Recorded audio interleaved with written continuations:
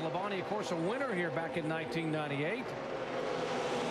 We've seen this here the last couple of races. Denny Hamlin really be able to make some pushes with some guys to push them to the front. We see these guys separate, like Travis Quabbel there, got to the bottom of the racetrack and actually got off the racetrack just a little bit.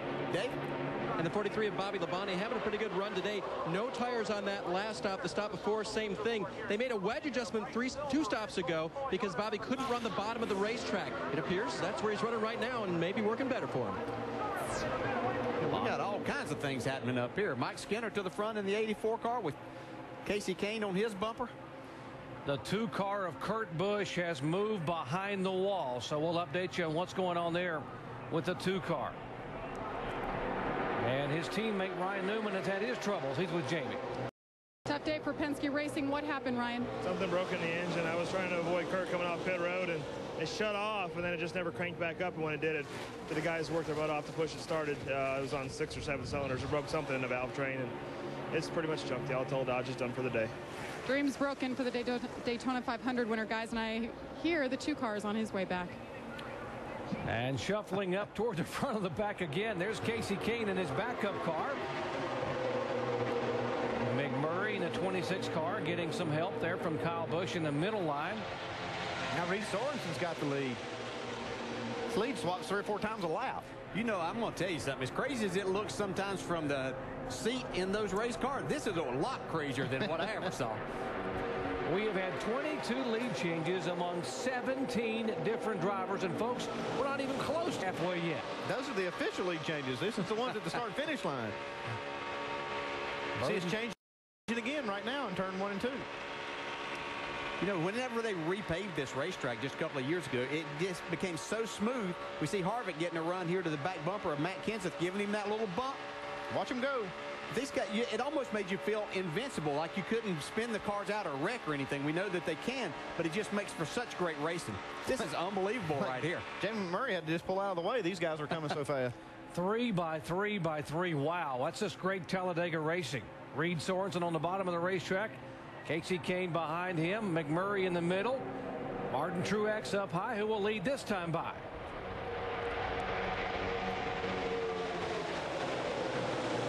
Sorensen held on to the lead for that lap. You know, we're going to these in-car shots, Dale. These cars don't look very stable. I mean, it does. If you're looking out the window, it looks very stable until we go inside.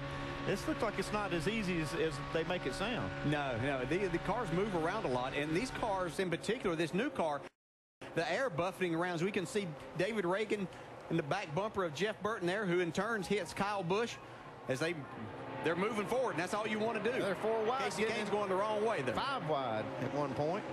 Casey Kane backpedaling now through that mess. Lost about a dozen positions, goes right back in front of the 88. Here comes Truex. A lot of speculation this week about the future of DEI, Dale Earnhardt Incorporated, after the announcement that Paul Menard would leave. Remember, Mark Martin is already leaving for next year. Now Menard's leaving. Next year they'll have 4 cars. Right now 3 drivers and 1 major sponsor. But with runs like the 1 car in the head in qualifying, it could bode pretty well for next year for DEI. Yeah, it sure could. But that just take that picture right there, folks. You saw Martin Truex look like he was going to lead that lap. Now, when we get to the end of this race and they're coming down to get the checkered flag, Jamie McMurray passed him right there, and it didn't look like he didn't have any chance. High side the 88 car with trying to push his former team, Dale Earnhardt Incorporated, with Martin Truex around, and he will indeed be able to push him now back by the 29 car. Yeah, these guys have worked together in some nationwide races to make that work for them, so they're going to give it a try here in the Sprint Cup Series. You mentioned the passer at the start-finish line, which is down in turn 1. I asked someone this week, why did Bill France Sr. build this racetrack with the start-finish line past the pit exit? He said because he thought it would be exciting to the checkered flag, and indeed, he was right. You're watching ESPN on ABC. Let's talk merger. Beep. Ned's phone. Ned doesn't have a... ESPN's coverage of the NASCAR Sprint Cup Series on ABC. Brought to you by Bank of America, the official bank of NASCAR. Haynes, look who we've got our Haynes on now. Napa Auto Parts, Napa. Get the good stuff. And Subway Restaurants, Subway. Eat fresh. Walking back here to see if Edwards got through.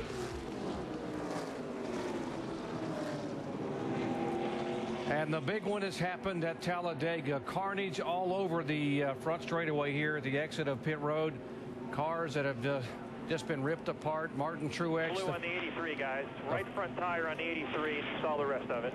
The front of his car, number 1, is gone. There's the 83 car of Brian Vickers. They were 3 wide, back for about 30 spots. No room for anywhere to go. We heard him say there that the right front tire might have blown on the 83 to create all of this situation. Just as they got to the tri-oval, it's definitely flat. The car's going everywhere. We couldn't hardly keep up with where they were going.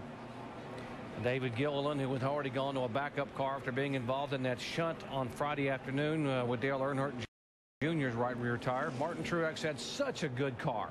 They're putting the red flag out now to stop because there's so much debris down here.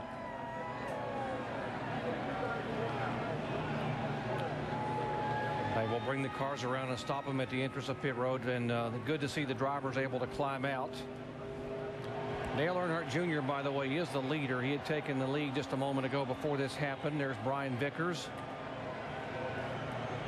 These cars were all running so tight and so close to each other that, you know, they had to be touching each other. Maybe that's what happened with the right front tire on this 83. But, man, you just knew something was going to happen as close as these guys were running. Here we go. You can see Vickers right there in the middle. He's up towards the front of the pack because Dale Jr. is the leader of the race. Oh, right there. Man. Yeah, tire blows. Well, he just gets misses the 31. 9 cars involved into the 38. Look at Bobby Labonte. He's fishing his way through that. I'm telling you, he missed 2 or 3 guys by inches. Then you see Martin Truex had a hard lick on that inside wall. How did the 31 not get hit here? Watch the car come across right to Burton, right there. Oh, that was close. Well, didn't we say in the top of this you had to be lucky? So that's one of those times it was lucky. You see Terry Labonte spinning down through there in the 45 car. 70 of Tony Raines involved. Come on, buddy. Come on, come on, come on. There we go. There we go. Caution's out. Nice job. Blew a tire. Sure, these guys are just riding along in their draft. Yeah. Well, Martin Truex, just a victim. Yeah, he had a great car. He'd pushed Junior to the front here. Harvick's view looking across from the 29 car. And you see Jeff Burton right there. He's on the bumper of Brian Vickers, but he's able to sneak by Rule right there.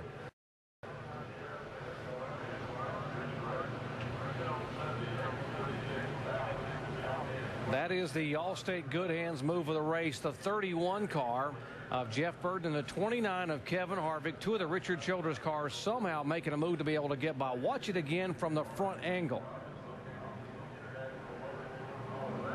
When all of this happens, you're just sitting there trying to drive straight through and hoping that somebody doesn't come across, just like you see right there, and collect you in it. And it's just a matter of if it's your day and you were lucky to make it through when it happens that close to the front.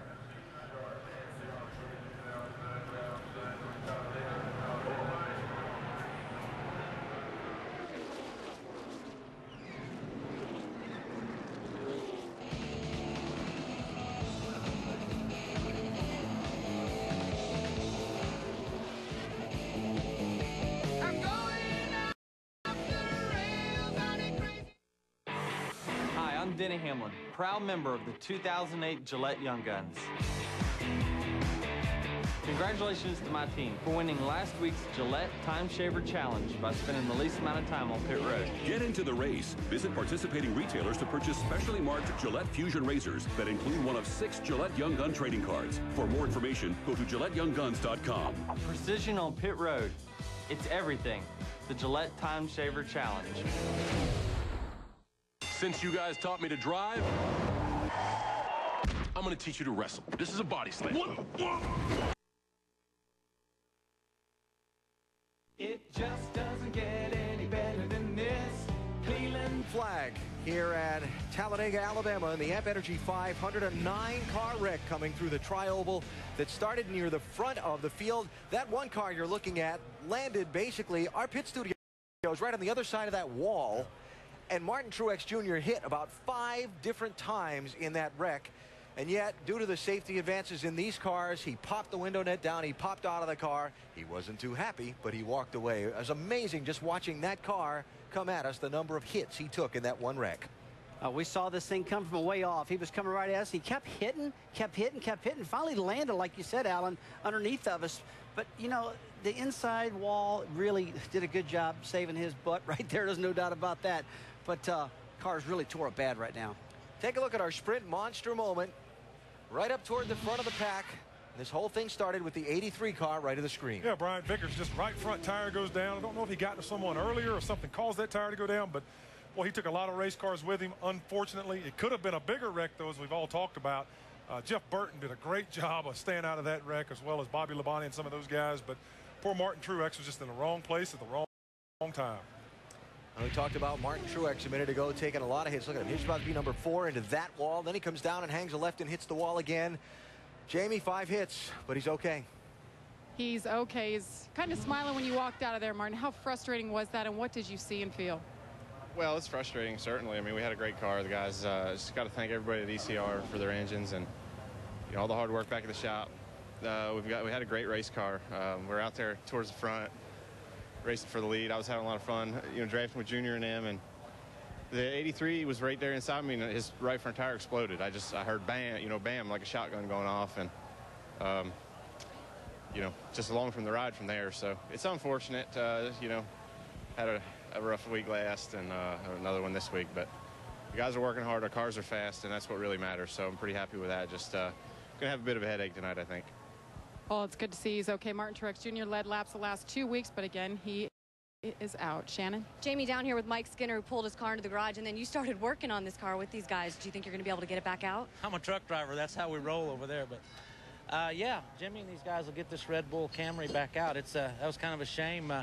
We saw what was going on. We seen it happen and got it woed down and got into a car a little bit. I mean, everybody just started wrecking, and I don't think we was all that bad until a red car, I think it was a Budweiser car, I'm not sure, come down in front of us, and that caused a little bit more damage on a Red Bull Toyota here. But that was a shame. You know, car was pretty good, just kind of biding our time, and you know, our goal today was to miss that, and we didn't miss it. So we just get her patched up and do the best we can.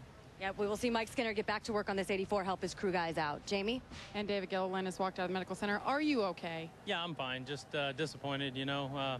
That's 2 tires that took out 2 of our cars this weekend, 1 in practice and 1 here in the race. So, you know, unfortunate. Our Ford Drive 1 Fusion was pretty good today. We were just, you know, kind of taking our time, going from the back to the front, and just kind of being patient. And, you know, just got involved in someone else's deals. So, you know, it's just nature of this track. You know, when stuff happens, the holes close up quick and you just run out of places to go. So, you know, unfortunate. We got 2 tore-up race cars this weekend from blowing tires and, you know, out of our control. So, you know, a disappointing end of the weekend. We felt really good about coming in here and felt good about our chances. But not today. We'll have to get them next week. Well, the Yates driver's always strong here at Talladega. Good to see he's okay.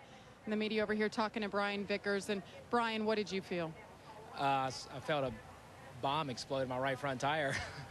I mean, it sucks, you know, because, you know, just so proud of the Red Bull effort. All the guys back at the shop put together a great car, Toyota, great engine. We led a lot of laps today. We had a car that could run up front all day. I don't think anyone can maintain the lead. It was just a matter of you know, timing and who was going to be in the lead. But just coming down, went down to the tri-oval. And it didn't cut. It didn't, you know, go flat. I mean, it exploded. I saw the right front fender going through the air before the front of the car even dropped. You know, very similar to what happened to Junior in practice. Unfortunate for Brian Vickers. Of course, his one and only Cup Series win came right here at Talladega. Alan? All right, Jamie, thanks. Good to see all those drivers fine after the 9-car wreck in the tri-oval. Now, scanning back through the cars, sitting under the red flag, that's Greg Biffle's 3M machine there, and it's carrying something extra. It looks like he's got a complete tear-off off of somebody's windshield. If you look to the right-hand side, Brad, it looks like the 00 car has got a whole front bumper underneath of it or something. He's got something shoved up under that bumper. It looks like the official's going to give him a little bit of help there, and the 55 looks like he's pretty good looking on the right side. 00's pretty straight, but Greg's carrying an extra passenger there. Now, Carl Edwards was hanging around at the back of the pack along with Greg Biffle and a couple other guys. Remember, Edwards just kind of played that odd pitch strategy all day just to stay in the back of the pack. And Ray, as he picked his way through this wreck, being far back enough to react might have helped him.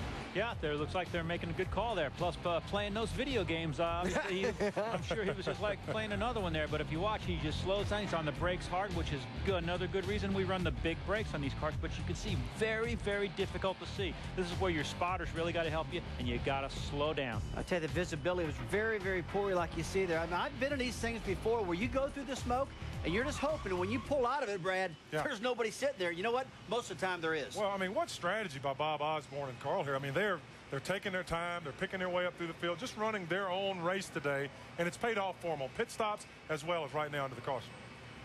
Jimmy Johnson, one of the other championship guys who, remember, got a lap down early, has made some pit stops to repair his splitter. Here's riding through this with Jimmy.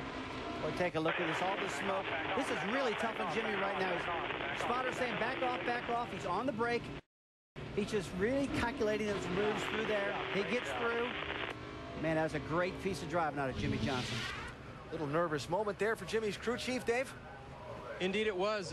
He's looking at the replay now, and I believe Jimmy's first words were, "I can't believe we made it through that." And after the start to your day, Chad, I guess he should be surprised, right? Surprised we're anywhere even close to being involved in it.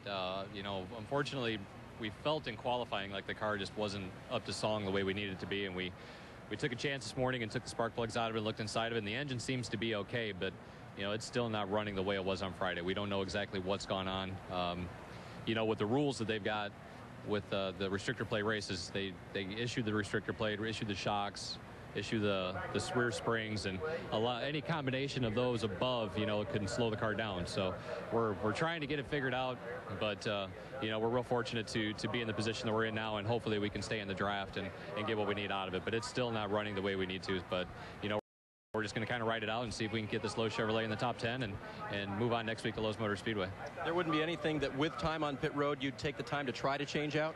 There's nothing that we can change right now that would do it. You know, it could potentially be a gear, it could potentially be an engine, it could even be the issued restrictor plate for all that matters. So you know, and that's all stuff that ultimately you can't change right now in a good amount of time or even legally. So we just have to run through with what we've got, play the hand that's dealt us, and move on. Try to avoid that big stuff now. Mr. Rick Hendrick is up on the box as well. What a weekend you've had so far. You had to start with the 88 team having some issues on Friday. They've cleared everything now. How are you doing?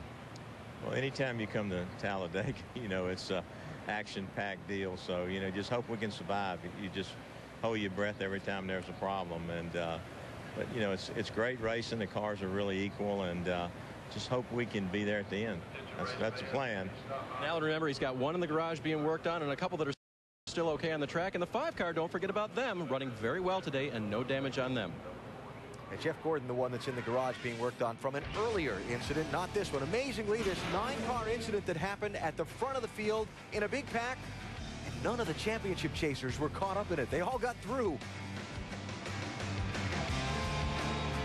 So Dale Earnhardt Jr. leads. We are under the red flag at Talladega.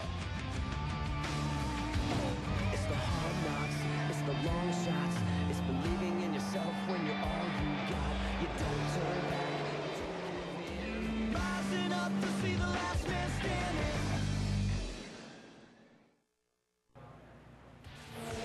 Television's next great cop show has arrived. It is Life on Mars, series premiere Thursday at 10 Eastern, 9 Central, after an all-new Grey's Anatomy. Harvey Keitel, Michael Imperioli, Gretchen Mol, Jason O'Mara, Lisa Bonet star. It's the Life on Mars series premiere Thursday, October 9th, 10 Eastern, 9 Central, after an all-new Grey's Anatomy. That's the show about where the guy goes to sleep, wakes up, finds himself back in the 1970s. A little different twist on things there. A little different twist on things here in Talladega, too. A guy was racing for the lead 1 minute and blinked, found himself back in the garage with a torn-up race car. Well, this is like Groundhog Day, then, isn't it? Because it seems like we see this scenario a lot. They're firing up the cars. They're going to go back under the yellow flag. Meanwhile, Casey Kane is with Shannon in the garage. Yeah, down here with Casey Kane, one of the drivers who was in that wreck. You just said to me, you asked me where the 6 was on the track if they were in it. He's your biggest competitor right now for that 13th spot. How important is it for you to get back out and just make up a couple points on him? I think it's, you know, it's important. I'd rather go home at this point. My car's hammered, but let's see what happens. These guys will get it fixed, and we'll go out and try to get, you know, a couple spots depending on how many cars fall out in the next little while. And it's too bad. I was having fun. It was normal Talladega, exciting racing, and We just got caught up in it looked like a problem. I saw smoke, and then, you know, it's obviously a tire, and then cars going everywhere. So it's too bad. Casey Kane not in the chase, guys, but like I said, 13th place is what he's hitting for. All right, Shannon, thanks. So the field begins to roll off here, and they'll open pit road in a moment. We'll see some service on the cars, but 9 cars in the garage area after this wreck that started near the front of the field, and amazingly, none of the championship contenders involved in the accident. Dale Earnhardt Jr. leads. Juan Pablo Montoya is second. Kevin Harvick is third. Jeff Burton fourth. David Reagan is fifth. Casey Kane wondering where he might be in the order of things. You know, what's so hard to comprehend about these races is as high stress as the drivers are, the situation they're under out there, Rusty, we're not even halfway yet. No, we're not even halfway yet. Just like you said, I mean, there's already been a lot of incidents out there. I tell you, one of the things I'm concerned about, we saw Dale Earnhardt Jr. in practice blow a right rear tire. Then David Reutimann blows a right rear tire. So you're thinking there's something going on in the right rear corner of these cars, and then you see Brian Vickers blow a right front tire. So must be a lot of debris out there, guys. About 12 laps of racing since the pit stops. Doc, we'll see what happens here when they open the pit road. Yeah, Alan, a 17-minute red flag. And again, of the 9 cars involved in an incident a moment ago, 5 of them had led the race. Vickers, Truex, Casey Kane, McMurray, and Almirola. Those 5 had led this race in the first 70 laps. So we had a lot of contenders that go out here in this first big one of the day. Yeah, these things are going to happen. These guys were just speculating about these tires going down. I think what's happened is just the close racing here and the splitters on these cars. We used to not have these, and now I think that makes a bigger difference in we getting some cut tires. Look at the front of the 11 car. Now, I don't think he was involved in an accident. Is all that scraping there which says Camry? What's that from? Oh, that's all bump drafting, Doc. They've been hammering each other out there trying to get these cars to the front. You'll see all these guys probably take on 4 tires because they ran through a ton of debris after this wreck. I know they cleaned it all up, but I would still want to go ahead and get 4 tires. The field is kind of thinned out just a little bit. Jamie? Well, Andy, you hit the nail on the head. Kevin Harvick in third position right now. Todd Barrier's crew chief saying exactly that. They wanted to take fuel only, but because of all the debris, they said, let's be safe. They're going to put 4 tires on that 29. Dave? Jamie, Juan Pablo Montoya, who finished second here in the spring. They'll take on 4 tires. No changes to that car, just in case they ran through some debris. They want the tires. And 2 tires on the 88 car is all they want to keep that lead they've got. Mike? Jeff Burton just narrowly escaped getting some damage. They'll look the car over, but it looks pretty clean. A 4-tire change scheduled. No adjustments on the 31. He's away. Riggs, Biffle, and Blaney stayed on the racetrack. Here's the race off. Menard up 7 spots. Loser there, Montoya. Remember, he finished second here back in the spring. And Reed Sorensen, who led just a couple laps a moment ago, back 3 positions. We'll be back with the restart at Talladega Superspeedway here in just a moment.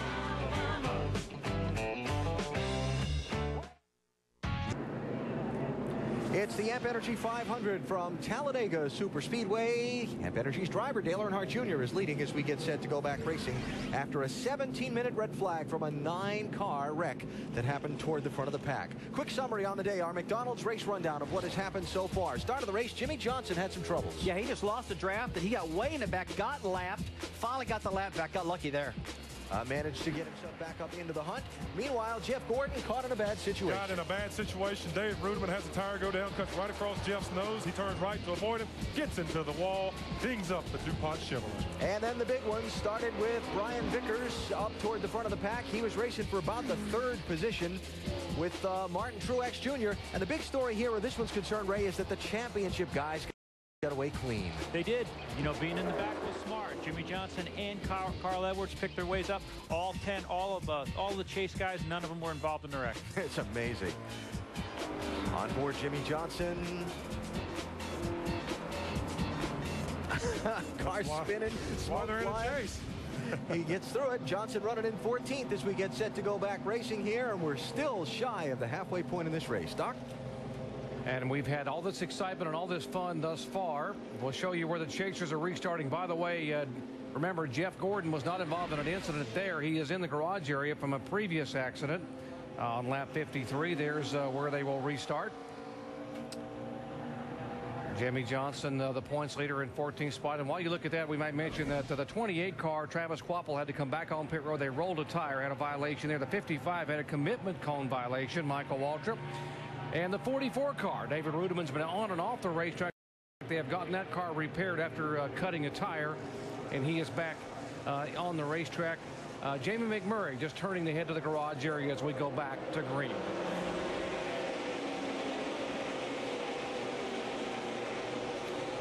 Dale Earnhardt Jr. coming on, took on only 2 right side tires, as did the 15 car, Paul Menard, and they sit 1-2. Then we see the RCR cars right behind that, Jeff Burton and Kevin Harvick, Juan Pablo Montoya. Things will be a little bit calmer here for a few laps. Yeah, I was getting ready to say, do you guys just say, okay, there's the big one. Now let's just chill out here a little bit. And it seems like it is getting a little bit calmer now. Is there a rule that there can only be one big one per Talladega race? No, trust me. No, we see this right now, and they're a little bit spread out. They'll get back to it hot and heavy here shortly. I've thought that before, that, hey, we've taken some out. Now that everything can calm down and we can race to the end, but it won't be like that for long. Field coming down. Kurt Busch back in the race, by the way. The 2 car had gone to the garage area with some sort of an engine problem. You heard it sputtering, wouldn't run. He has been able to pull back on the racetrack.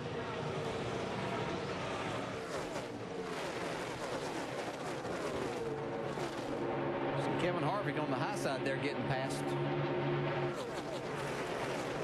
Montoya had a nice push from Denny Hamlin. You see him try to go up, and they're going to.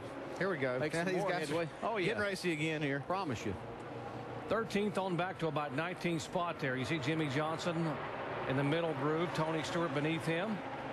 Back up front, change up front for the lead. Juan Pablo Montoya, who finished 2nd in that car back in April, now takes the lead away. Looks like nobody's able to stay up front. Once they get the lead, it's like they're a sitting duck. Dave?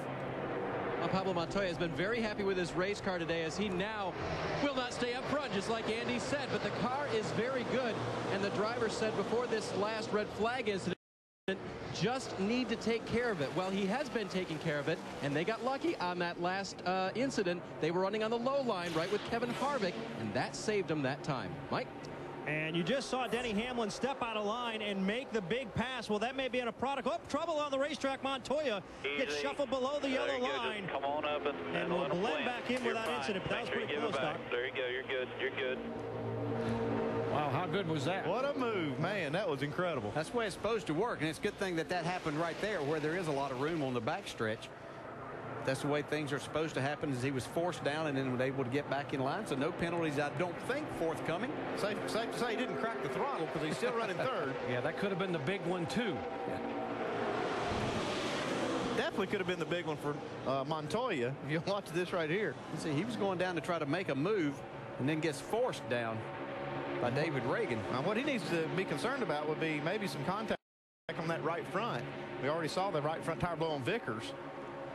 He didn't lose a spot. He did not lose a spot in that whole exchange. How about that? He headed toward Aniston and came back and kept his position.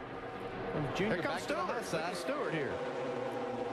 Who's that we see getting ready to take the lead right there? Is that Jimmy Johnson? Wasn't he a lap down earlier? Couldn't hang on to the he said it wouldn't run? Look at this mess here. 3 wide. Kyle Busch back in the middle of that. Denny Hamlin. Look at the waving there.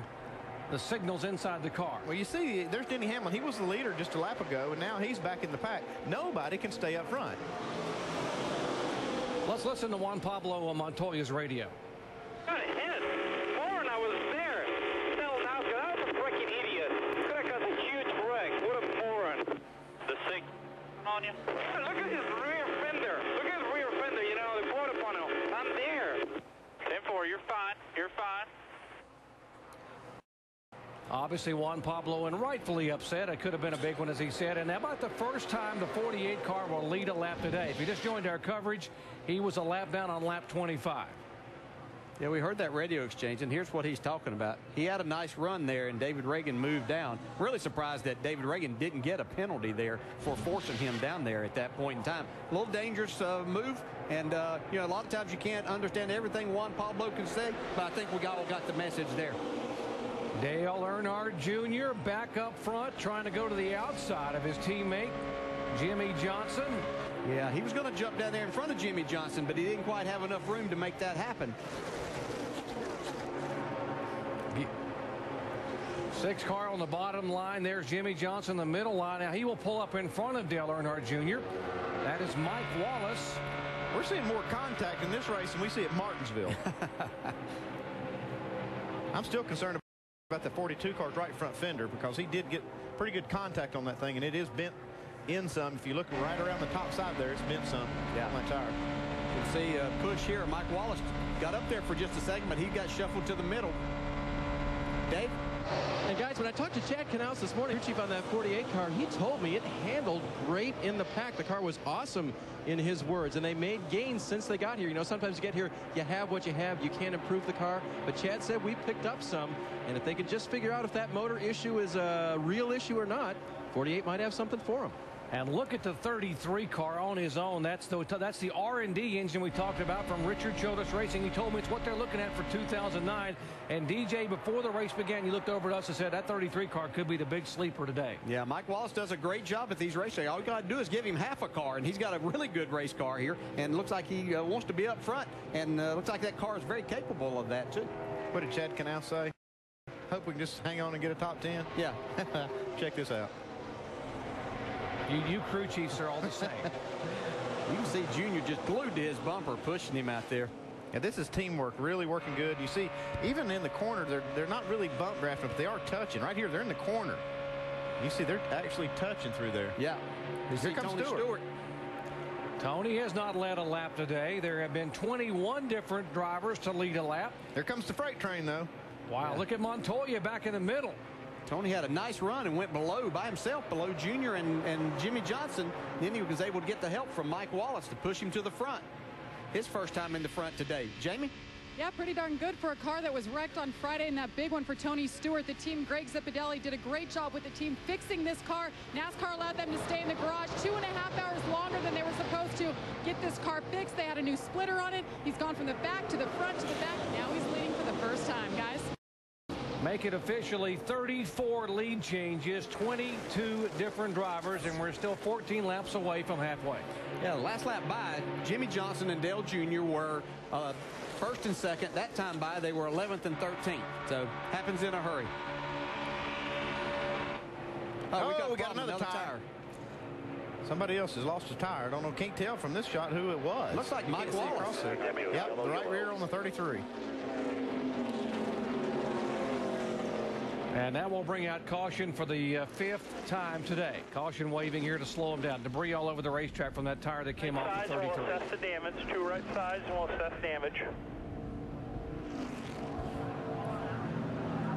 They do have quite a bit of damage. You can see part of that tire laying there, but they do have these tires, as you've documented before, Andy, these tires blow out. They really create some damage. All the damage you see on the car was from the tire blowing out. Wow. Right in front of these guys, too. Look at this. What a good job Mike Wallace does not to wreck and then take a lot of these guys out. Yeah. He doesn't even really get sideways. It just blows out and he just keeps going. There's even more damage. You can see all of those aluminum panels and things coming out, so that's probably going to create as much problem for him as anything else. You see David Reagan going down to avoid the debris. Now here is Michael Waltrip picking up a part of that tire carcass that's bouncing off the nose of his Toyota. Yeah, that does some damage too. Yeah, we saw that on the 48 car.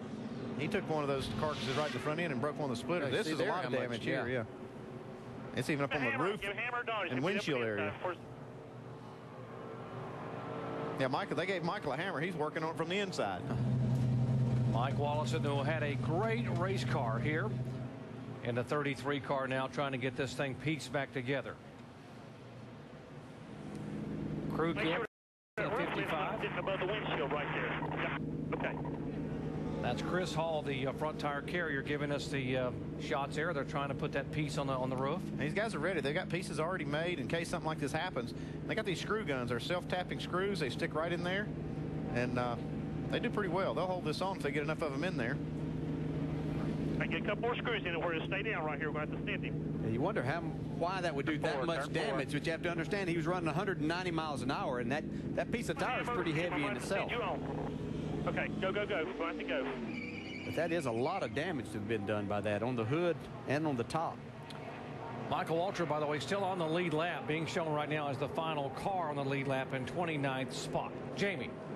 And Matt Kenseth said that his temperature's pegged about 290. They're going to take some tape off that. And on the right side, they're going to put tires and leave the left sides alone for the 17. Dave? Juan Pablo Montoya liked running out front, top of your screen. They will take on 2 tires to try to keep their track position. Jimmy Johnson's crew was talking about 2 or 4. Whether or not they've decided at this point, hard to tell. The 2 go back, and they will go for 4. Mike? Another team looking to keep his track position is the 11 of Denny Hamlin. Right sides only, and they're away. Chad Knaus, no surprise, opting for 4 tires on the 48 car. Montoya getting 2, losing a couple of spots. Nemechek up 7 positions. We are under caution for the 5th time today. Still not even and halfway back after this message and a word from our ABC station. In college, anytime, anywhere. Just shy of the halfway point here in the AMP Energy 500 at Talladega. Aerial coverage brought to you by our good friends at Goodyear. Get there on silent armor technology with the strength of Kevlar for toughness and a comfortable ride. Let's talk about how the teammates work together here and use the air together at Talladega with our draft tracks. Teammates trying to get in the target zone. Yeah, you hear us talk about these guys and working together in the draft. Now, you see the 88 car get on the bumper of the 48. He's trying to stay in that green part. That's the zone that he wants to be in right there, the sweet spot, if you will. Here's the air over these 2 cars. As they stay hooked together, watch them go by the rest of these cars. These other guys are everywhere. You know, they're not helping each other at all. But this is just like 1 car, and these 2 cars can go faster and make better time. And you see them put a couple of car lengths on the rest of this group. That's drafting at its best. Let's talk to our in-race reporter, the car number 88, Dale Earnhardt Jr., currently being shown in 2nd position. Junior Dale Jarrett, you got a copy? Yes, sir. All right. It's been a pretty eventful day. How's it going from your seat? Yeah, it's been good. Got a great race car. AMP Energy on the hood, sponsoring the race, carrying the guard on the quarters. It's pretty cool.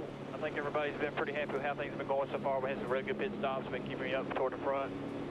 I think the pit strategy has been real good. Car's driving just fine. You know, we've been able to do whatever we need to do with it. Just all this going on right now is just a formality, man. You know, you never know where you're going to be on that last lap, and it seems like just about anybody can make any kind of pass they want to make, you know. So I'll cut this race about 50 laps and just go at it. Yeah, it's going to get pretty exciting towards the end. It looks, is it as hard to stay up front as what it looks like from our perspective? Yeah, anybody can pass you whenever they want. If a guy's running second, it's because he wants to. All right, good luck. Hey, Tony Jr., Andy Petrie, have you got us? Sure. Hey, man, what's going on with those tires out there? You seen any issues at all? Well, I mean, there's something going on. Our tire the other day was just, it had a small cut in it, but I don't know if things are just running so tight that, you know, wheel wells could be cut in the sidewalls. Anything can make this happen. It's just really strange this is happening in Talladega.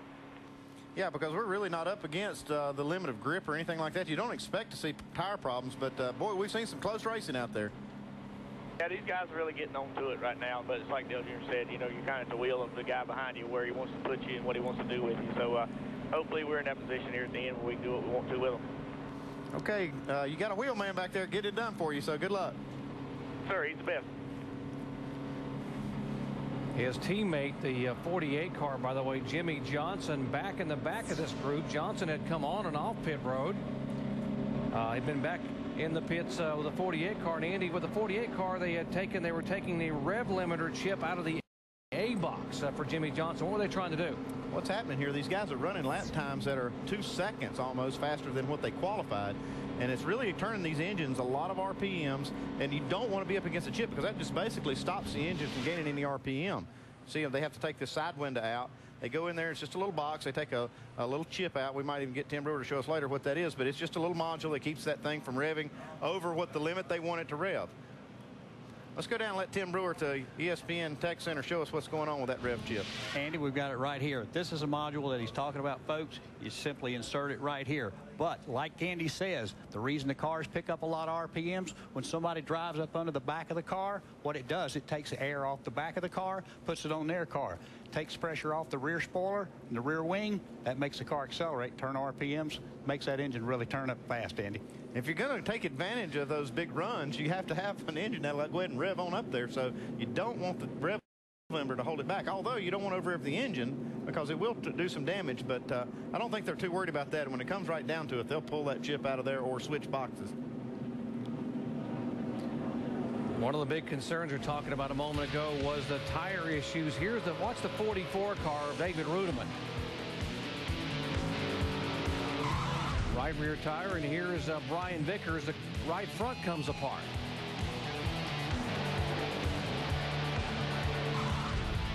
Laps later, the 33 car of Mike Wallace has his troubles.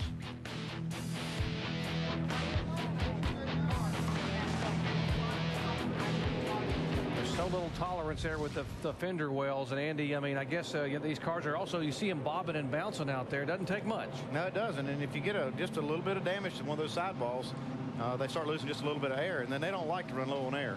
You don't notice it really in lap times, but the tire will end up failing if it gets slow on air. Yeah, and we've had plenty of opportunities for a lot of debris out there, so it's not just running into each other, but things just on the racetrack. And we've had a couple of cautions for debris, but they obviously are having a hard time keeping it totally cleaned up. And we have asked a couple of Goodyear folks down there to comment, and they said they're still evaluating. When they learn something, they'll let us know. They're still evaluating the situation that happened with these tires thus far. They are on top of what's going on, and they will try to update us as soon as they can.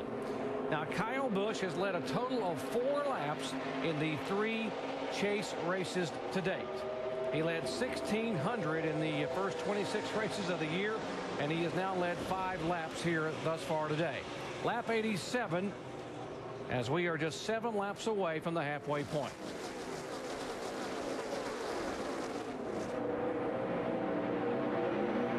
We heard the Goodyear guys saying they didn't really know yet what the problem was. They're going to investigate it. It's nothing really, not a consistent theme. It's not like they're all right rears or all right fronts. You know, it's really hard to tell exactly what's going on. I'm sure they're down there scrambling trying to see if there's a real issue or whether these guys are just racing so close, you know, if they're cutting each other's tires. But it is something happening that we haven't seen here in the past. I mean, starting with practice on Friday and now going through the race today. Usually if you have a tire problem, a real issue with the tires, it's after a certain amount of laps, and some of these have happened real quick. Jeff Gordon back on the racetrack, an entirely new front end on his Chevy. Field will come flashing by. And Jeff right now being shown 33 laps down as he is being shown in 41st position. But with all those cars that were damaged a moment ago, he could move up pretty quickly. It's going to be hard for him to actually maintain a minimum speed, even though they did a nice repair. I just looked at that right there. It looked great. But if he's going to run by himself, he's got to have a car that's basically clean and free of damage to be able to run that minimum speed. The outside line trying to come back there. Bobby Labonte, who'd got a nice push up to the front by Denny Hamlin. Then Denny jumped in behind Dale Jr. Now Jr.'s locked onto the bumper of Bobby Labonte, trying to push him towards the front. He's going to get there, looks like. Bobby Labonte has yet to lead today. That could change here momentarily if he gets a little more help from that 88 behind him.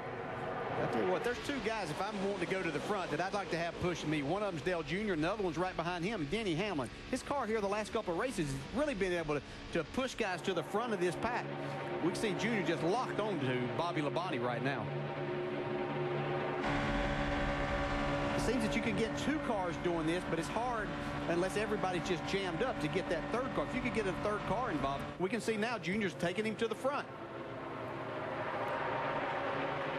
Now he will get him there, turn him loose, and say it's my turn to get in the middle. As far as you go. Yep.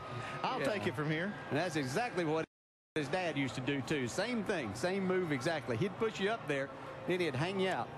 Dave, what's Bobby Labonte say is going on with his car? Well, a good balance, so they didn't change any tires that time versus putting 2 on, so no tire change, fuel only on the 43. And crew chief Jeff Endering told me this morning, as long as it doesn't get too dicey up front, we'll run up front if we can, and that's what he's been doing all day. Dicey here. By the way, the 21 car, John Wood, now coming out of the garage area. He rejoins the fray. We'll try to update you on these cars that have been damaged and are getting back in. Up front, 2 lines. Last car, where is cousin Carl? There he is, trying to ride in the non-danger zone, maybe. He's doing exactly what he wants. This seems to be their game plan today, that this is what they're going to do. And when you adopt that plan, you've got to stick with it. There's still a long, long way to go in this race. And so he's going to have to stick with that as we see Junior back to the front. You don't even have to look to know he's leading. You just hear this mass of humanity get on their feet and start screaming when he gets there. Well, they got a little excited a little too early because Denny Hamlin actually led the lap. It looked like Junior was going to be there. Okay, Dale, we've seen a lot of moves here. A lot of guys lead this race. What does it look like to you? Where do you need to make this move when it does come down to it? It doesn't look like you want to be in the lead when you take the white flag. No, you don't want to be there, and I think you're going to have to wait till you get to the trioval here to make the move. That's what we've seen a number of times, guys, as we see Montoya go to the high side trying to take the lead. Mike? One guy who definitely wants to be in the lead is Denny Hamlin. That's where his car is best. He said earlier in the race he can push some guys, but when he gets up underneath their rear bumper, he gets real hot and has to back off. Another problem he's dealing with, he's low on voltage, only 13 volts underneath the hood of the 11 car right now, guys. Oh, check out this move, guys.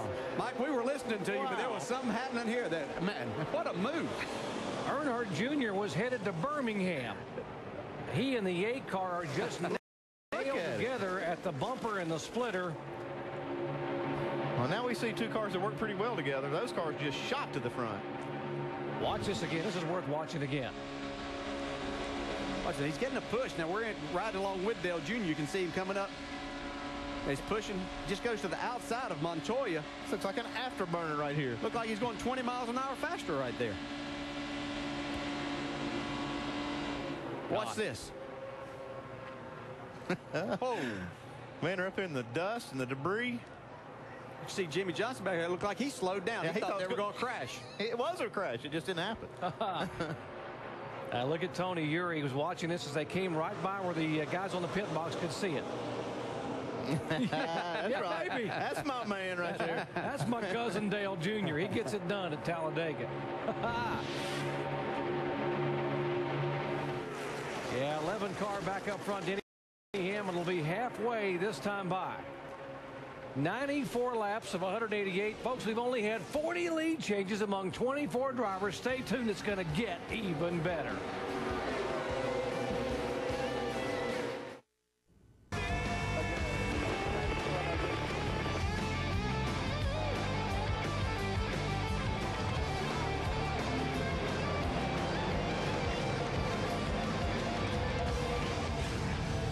Just crossed the halfway point of today's Amp Energy 500 at Talladega, and we have got some kind of race going on.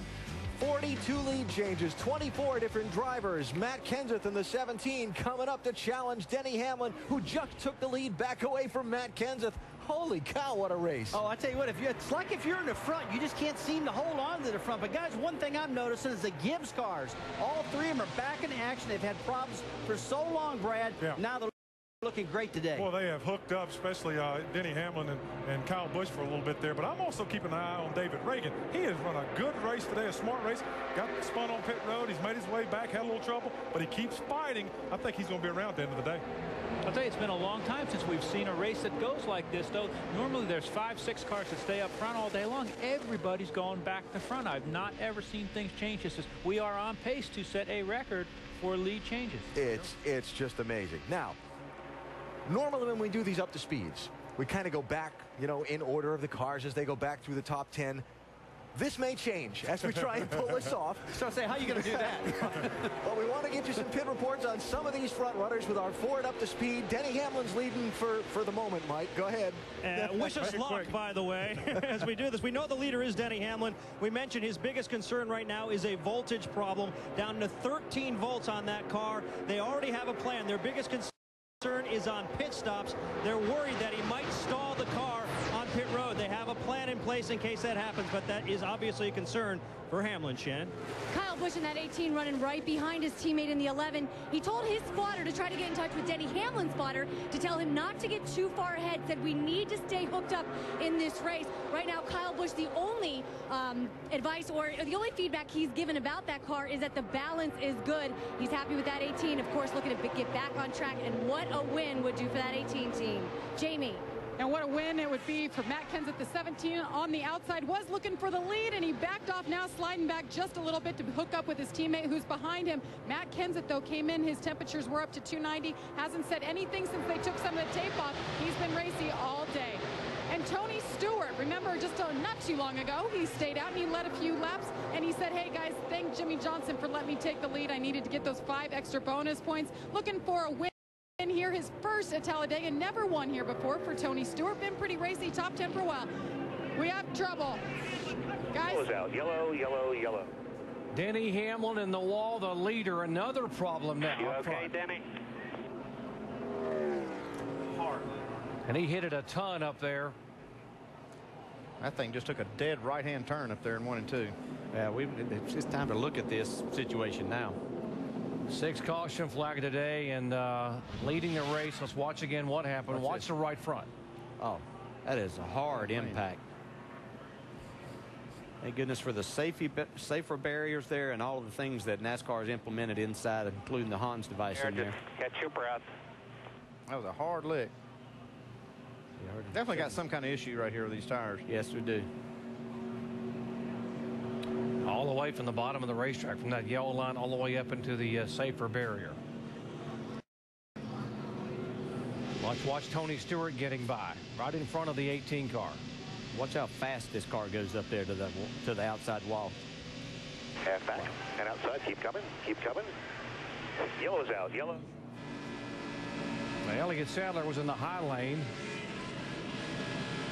Stay low. Stay low. Stay low. Stay low. You're all right. All clear. Another tire deal, man. Damn, that's crazy. That's Elliott's spotter, Brett Griffin, talking about another tire problem.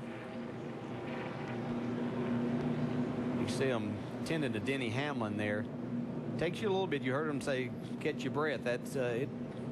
It at least takes your breath for a couple of minutes. And you just want to kind of regain your thoughts. And DJ, he was not in the middle or one of the upper groups. He was all the way down on the bottom of the racetrack, as close to that yellow line as you can get. So he went across 3.5 lanes on the racetrack before he impacted the wall. Yeah, and that's as hard an impact as what you can have just by yourself like that. Go up from the bottom to the top. There's nothing you can do. You can't slow it down. You're talking 180 mile-per-hour impact, and just incredible. And again, hopefully Denny is okay. We see them attending to him here.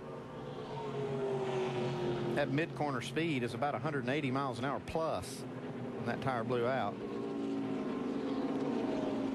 In that amount of time, you're not talking about 5-10 miles an hour at the most, slowing down. You see, they were talking to Denny, and now he's able to step out of the car. They're going to assist him over to a stretcher. Yes, at this point, you feel like everything in your body hurts. You're just really not sure exactly what's going on. You see Denny kind of rubbing his head. They'll attend to him, and the drivers are going to head to pit road and make a pit stop under this 6th yellow flag of the day. Jamie. And Matt Kenseth, you see him pull off, and Tony Stewart, the 2 yellow cars. Tony Stewart there in the middle, and Matt Kenseth on top. Remember, they just came in not too long ago and took right sides on that 17 car. You see him putting left sides on this time. Car's been racy up front, and Tony Stewart 4 tires as well. Shannon? And Jamie, it's 4 tires for the 18 car right now as well. Just want to make sure that if it was anything that Denny Hamlin ran over, that they're just on the safe side with 4 tires. Dave? And Shannon, the 88 car of Dale Earnhardt Jr., they will take on 4 tires as well. Angled into the box here. He'll be fine getting out. No one ahead of him right now. And he leaves pit road. Very deliberately exiting pit road. Everyone coming in to take a look at all 4 tires. And understandably, Travis Kvapil, who was the pole sitter, gaining 11 positions there on that exchange. Scott Briggs, we haven't mentioned much about Riggs having a very good run in the 66 car. Yeah, he's doing an excellent job so far. He's had his car right up in that lead pack most of the day. Again, this 6th caution flag of the day, the leader, Denny Hamlin, right front tire. Big explosion, the car going up across the racetrack into the outside concrete, and now he has been assisted from the car.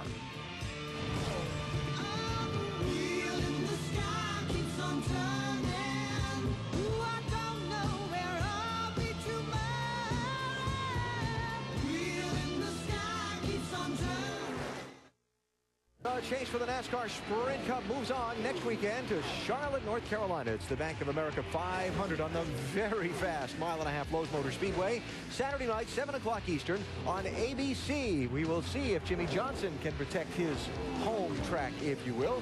Johnson, the Lowe's sponsored driver at the Speedway. Sponsored by Lowe's. And that is next Saturday night. We hope you'll be with us for race 5 in the chase for the NASCAR Sprint Cup. So as we've just gone through the midway point of today's race here in Talladega, we have a tire situation on our hands, obviously. Rusty Wallace, Brad Daugherty, and Ray Evernham. Ray, you're a crew chief. You're sitting down there on the pit box. You're watching this happen.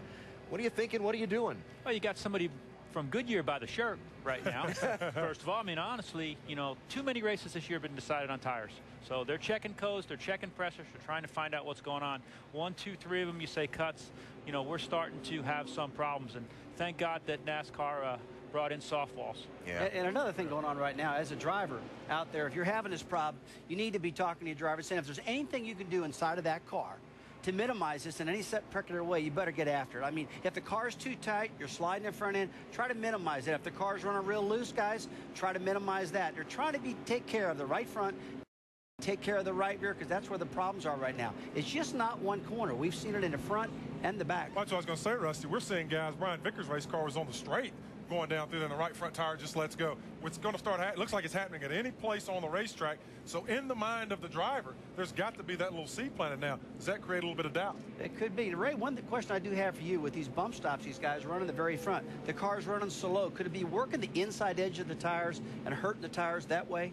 It could be, but it doesn't look like that, Rusty. It looks like there's something going on from the centrifugal force of the speed for extended periods of time that's making the tire have a problem. And again, that's only my speculation. Yeah, we again have asked Goodyear for someone to come on camera and comment. They have told us they're still researching it, and when they have something to say, they will come and talk with us. Meanwhile, let's talk with some crew chiefs about what they're seeing. Shannon? Alan, we're down here with Gil Martin, crew chief for Clint Boyer.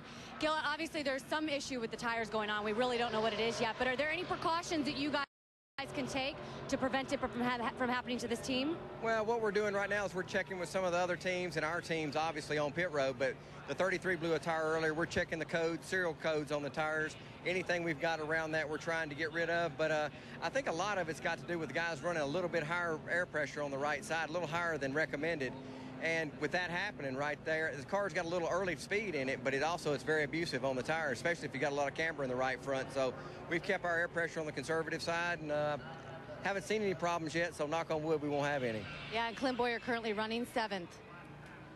A lot of theories still, just that though, a lot of theories about the unfolding tire situation here at Talladega in the middle point of this race. Asked our AT&T Crew Chief Challenge question earlier, which chaser will get their first restrictor plate win today at Talladega? Obviously, if you voted for Denny Hamlin, it is not going to be him. He was just involved in a heavy crash. A lot of you think it will be Matt Kenseth, and not a bad pick. Matt has had a very strong run today. Back with more after this message and a word from our ABC stations. 30 minutes. We are at lap 103 of the AMP Energy 500 at Talladega as they come down to the green flag again and restart. Scott Riggs in the 66 car showing the way. Riggs, a lot of speculation this weekend. He told me with a big smile on his face yesterday he had a contract in hand to sign this week, which would settle his plans for 2009, but he'd like to win one first. And he will lose the lead just that quickly coming off the corner to Paul Menard. Yeah, he got a little too far out front there, and these guys kind of teamed up behind him and left him sitting. Yeah, these DEI cars have been very strong today, too. See, Almirola, he's pushed quite a few guys. We saw him push Dale Jr. right to the lead just like this. Yeah. 44 car, David Rudiman had a tire issue early in the day back on lap 53, and he has gotten back on the racetrack and they're running pretty well. Yeah, it doesn't look too good. Not part of the UPS decals off of there on the right side, but we still know who that is and running well. And he's 9th. Yeah.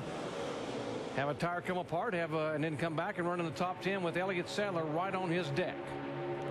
We'll let you know that Ken Schrader got the free pass once again. That was his second straight, and he's actually back on the lead lap now. Yeah, he was 2 laps down at one point. So with all this action we've had, he's gotten a couple of them back. Paul Menard, he's out here out front. You know, he won his very first race that he ran here at this track. He drove for me in an ARCA race, and he'd never seen the place. Came here and won the race. He knows how to get it done here. Big news of the week is that he will move in 2009 to Yates Racing. His dad, the sponsorship Menards, going to run Fords, possibly a 3rd Ford for them in 2009. Juan Pablo Montoya Dodge getting a little push from Junior in the Chevy. Junior, he looks out there for the fastest car that he can find and run with, and he's usually pretty good about picking one out. This 42 is fast today. Yeah, there's more than just having a fast car. You got to know what to do with it and how to work your way back to the front. These guys took on 4 tires. They're not playing this game of maybe 2. They're not taking any chances. They got them back in the pack, but they know they have a fast enough car if they can get hooked up together, move back to the front. Dave? And Dale, you know what? This is one of the things that Dale Jr. does up there when he runs up at the front. He learns. He learns what's going on with a 42 car, who he can draft with, as we see a pass for the lead again, who he can draft around, who might be his friend at the end of the race. And that's one of the things that Junior's been doing all day long. Even a guy who runs so well here, still taking on the data. Well, you have to be willing to learn throughout this race. You can't come in here thinking that even though you've done well and everybody talks about Dale Jr. being the man, you have to be ready to accept what's going to be happening in this race and whose car may be better. You see the 2 of them going to the high side here again. Got to get Harvick there, Jimmy Johnson up there, Biffle up there. Now there's 5 of them to be able to take on the other lines. I'm sure somebody's going to jump up here in front of Montoya here in just a second. Well, that'd be his teammate. Slows his progress down some. Reed Sorensen, the 41, the 07th car there, by the way. That is the only car, Clint Boyer. He's the only chaser who has not led a lap today. If he can hang on right there, those guys will push him to the front. Yeah, I was going to say, hang on a lap or 2 here, Will. That could change. It'll be his turn here before long. Yeah, this is equal opportunity day here for sure.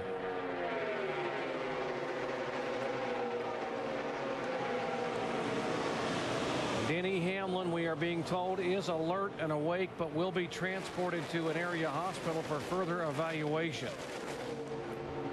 Good news that he was alert and awake after that hard impact into the safer barrier there just a little bit ago. Yeah, here's 2 drivers right here, Dale Jr. and Montoya. I think we're going to see teaming up some more before the end of this race. I think both of them know that they have fast race cars, and they both know how to, even though Montoya hasn't won here, he finished second the first race. And back in April, I started to say, DJ, it was Montoya who actually pushed Kyle Busch through a bunch of traffic late, and Montoya impressed a lot of people starting back in 26 to run in the top 5 most of the day and finish second.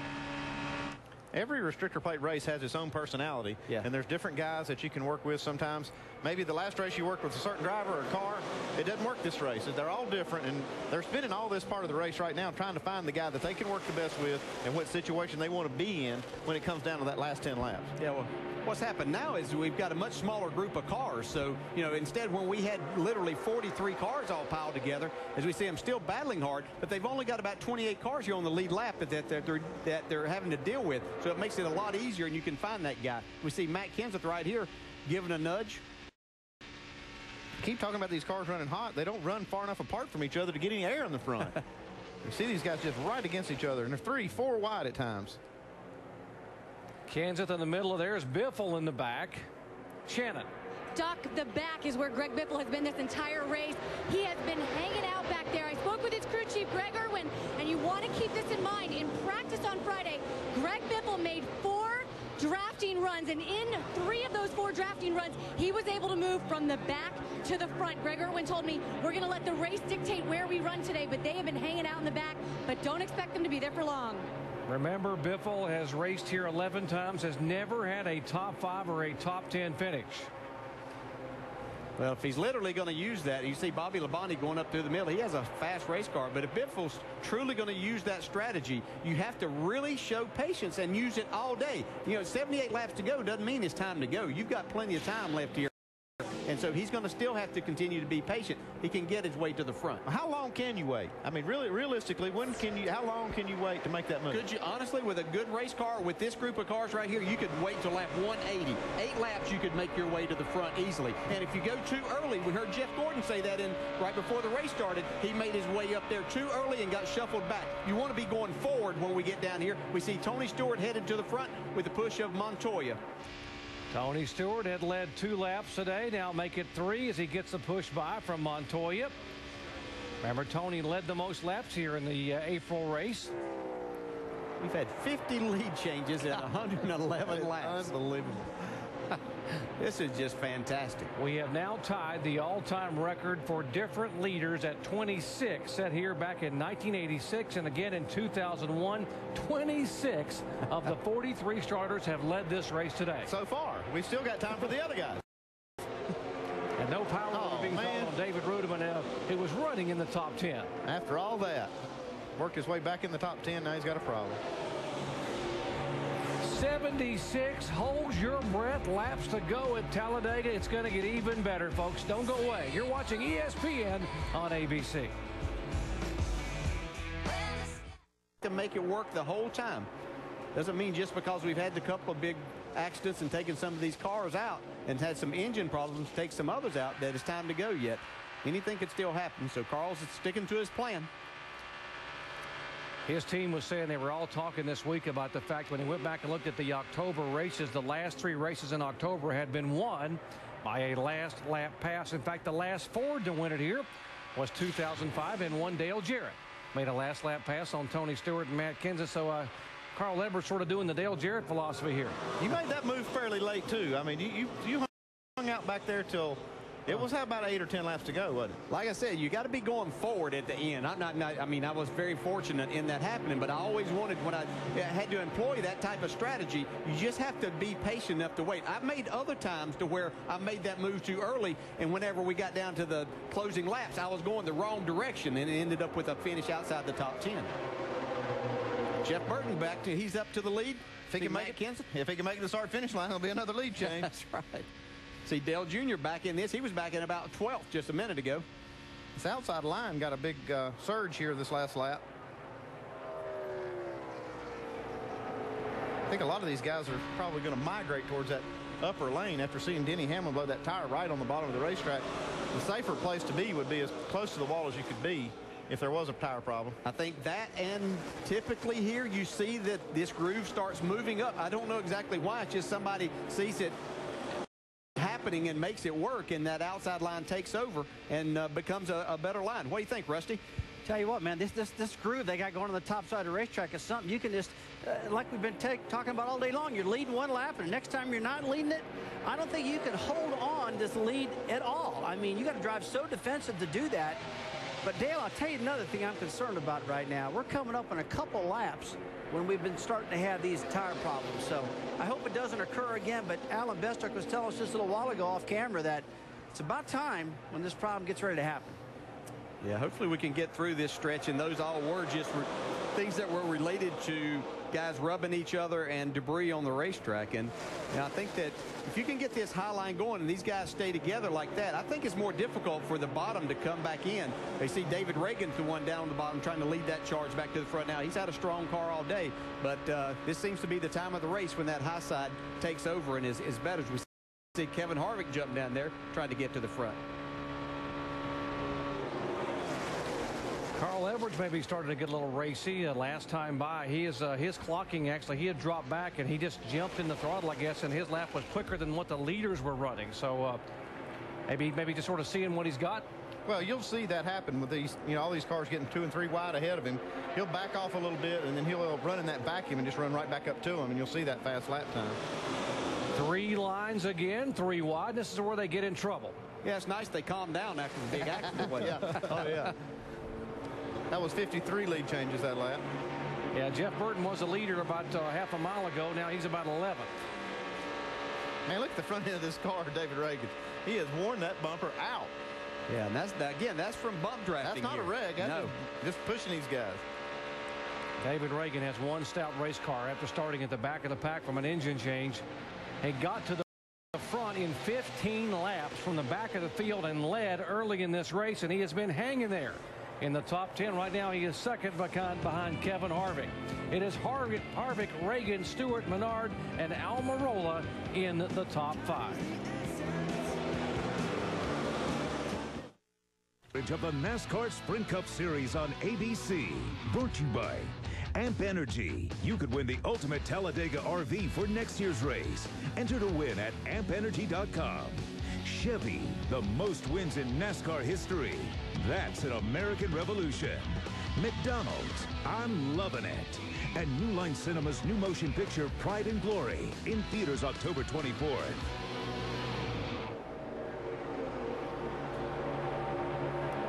Kevin Harvick, the leader here in the Amp Energy 500 at Talladega, looking down on this massive 2 2/3 mile track as these cars zoom round from Goodyear. Our aerial coverage brought to you by Goodyear. Get there on Silent Armor technology with the strength of Kevlar for toughness and a comfortable ride. What a day here at Talladega so far. 26 of the 43 starters have led, 53 lead changes, and we're just past 300 miles of this 500-mile event. Kevin Harvick, one of the championship chasers, is up front. In fact, most of the championship chasers have fared well today, though Jeff Gordon has spent time in the garage after getting caught up in a crash, and Denny Hamlin is being transported to a local hospital after he had a hard crash while leading this race just a short time ago. On the lead lap, 27 of the 43 starters. Every one of the championship chasers except Clint Boyer has led this race. And the main theme on today, well, two main themes on today. One, nobody can hold the lead.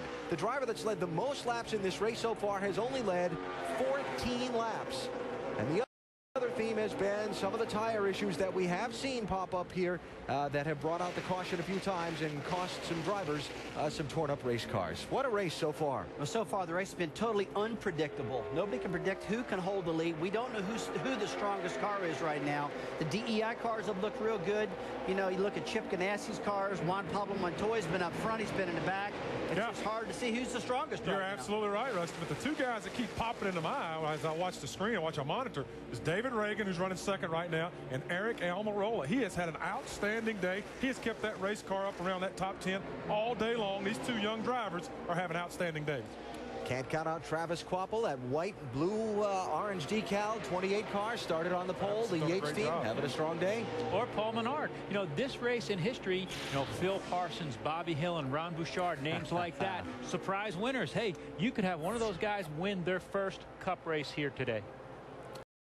9 different drivers scored their first win here at Talladega. 7 of those drivers, it was their only Cup Series win. We'll see if we get a first-time winner today. By the way, I mentioned the leader of the most laps today has only led 14 laps. That's Dale Earnhardt Jr., and he's back in 18th right now. Doc, keeping an eye on some of these championship guys that are riding around in the back as well. Carl Edwards kind of hanging out at the tail end of this lead draft back in 25th. Hard to figure out how this is going to play out, isn't it? What a wild scramble, Alan. And by the way, this is the longest green flag run we have had since the first 34 laps of the race. We went back to green at lap 105. And now we're at lap 127. So now everyone watching and wondering what could happen with some of these tires. Let's go down and check in with Dave. With Tony Gibson, he is a crew chief for Eric Almirola in that 8 car. Do you think with some of the moves he's made, Tony, which has been impressive, and the car has run well, that guys have seen enough to work with him at the end of this race? Yeah, you know, he's still a rookie. He's only got like 2 restrictor plate races, but, you know, he learned a lot here in the spring. He ran really good behind the 24. We had a flat, but, you know, he's doing a phenomenal job. He's being smart. Everybody at Delaware Incorporated should be proud of themselves. We built brand new race cars to come here.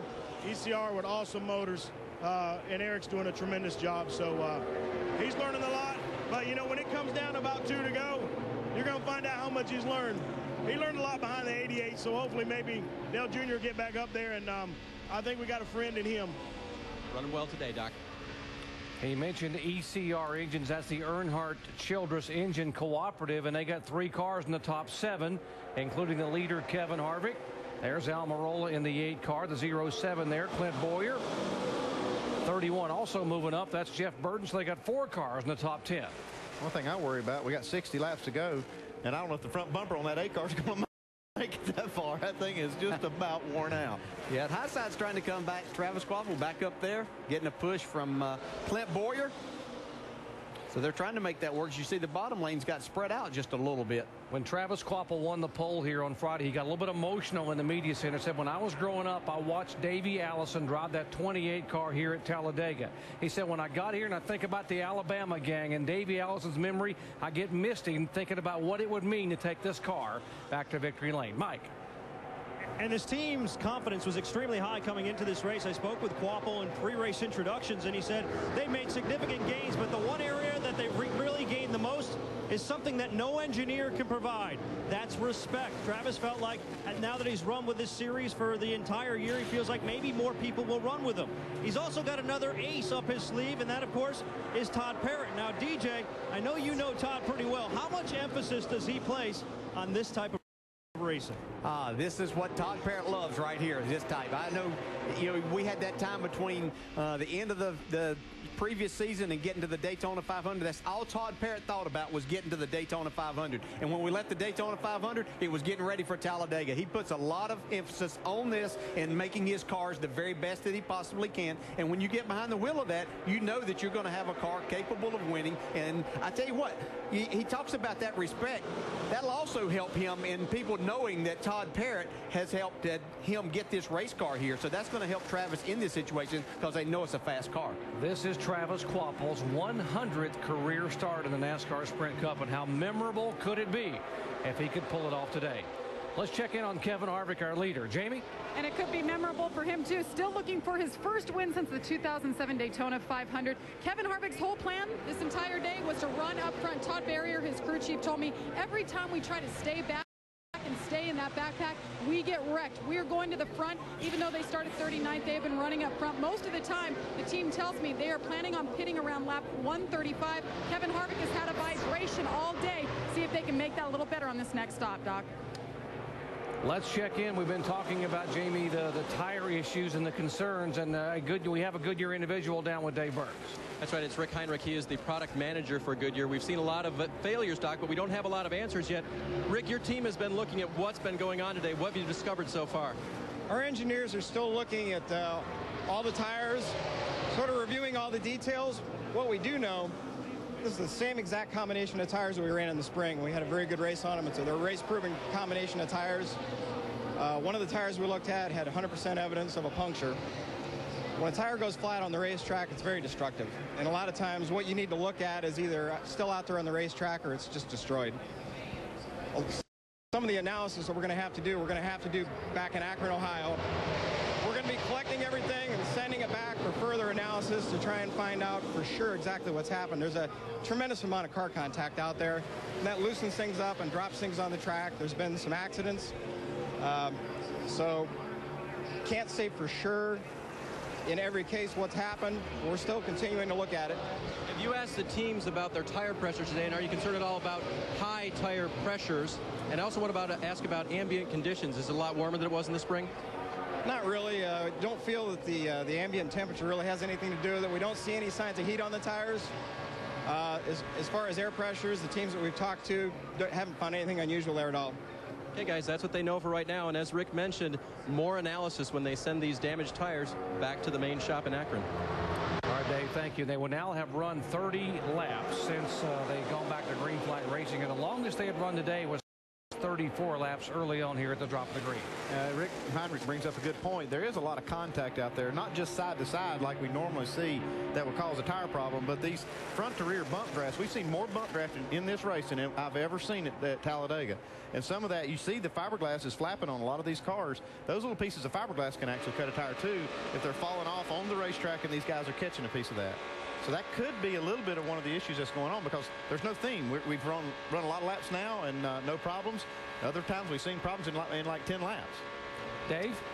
Guys, let me throw this one in there too, because Casey Mears was speculating with his crew about the possibility of the tolerances being so close with these cars that possibly when they hit each other, whether you're the guy in front of the guy behind, that there's some movement there, and there may actually be some parts of the car with the tolerances so close that are hitting the tires, then of course backing right back off. So there's another speculation from one of the drivers. 53 laps to go. Pit stops coming up. Kevin Harvick now has led the most consecutive laps of anyone today. He's led the last 15 laps. Back after this message and a word from our ABC stations. Kevin Harvick continuing to lead the AMP Energy 500 at Talladega, and we are under caution once again.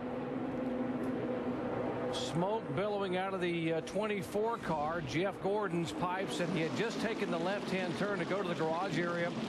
They saw suddenly smoke billow out and didn't want to take a chance on having something coming out fluid-wise on the racetrack. There is Gordon, who had been in the garage area after that accident earlier in the day. On lap 53, they had to replace the front end, and there's the smoke now billowing out of his Chevy. Yeah, you can't take a chance there. There's oil coming out of that car. You see this right here from Michael Waltrip's car and our camera lens. Definitely fluid. That was a good move, NASCAR putting this caution out. Yeah. We've already had enough cars torn up. We don't need any more. And that probably came from that earlier accident whenever the radiator was busted and he drove it back in. Yeah, he probably has run the car hot or damaged the engine somehow. They made a lot of laps and probably made up some spots by getting him out there, but he won't make any more.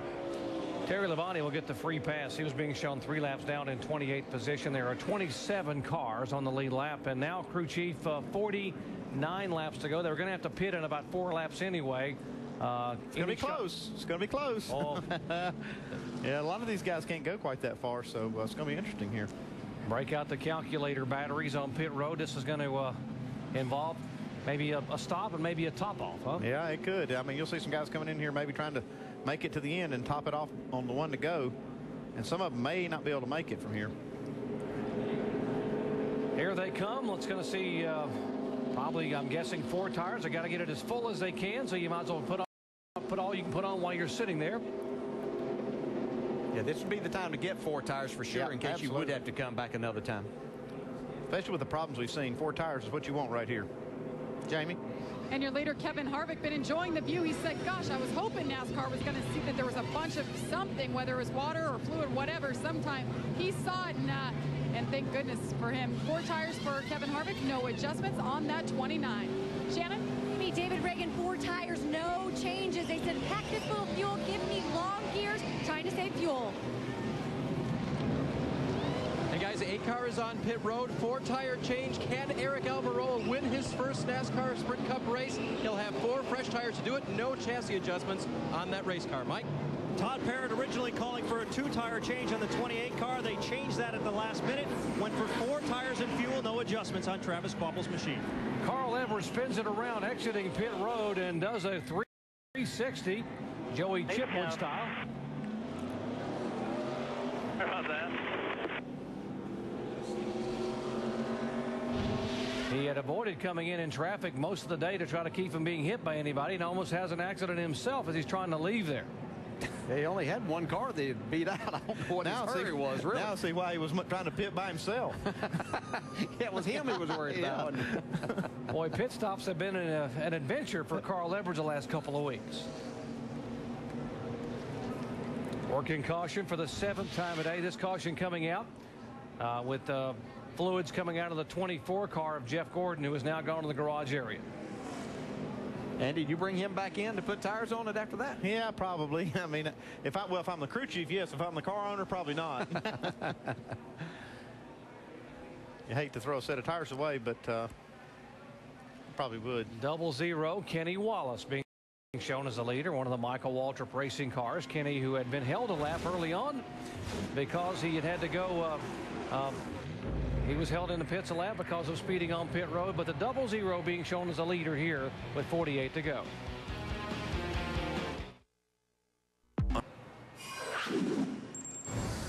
Life on Mars series premiere Thursday at 10 Eastern, 9 Central. After an all-new Grey's Anatomy, television's next great cop show has arrived. Life on Mars coming up October 9th at 10 Eastern, 9 Central.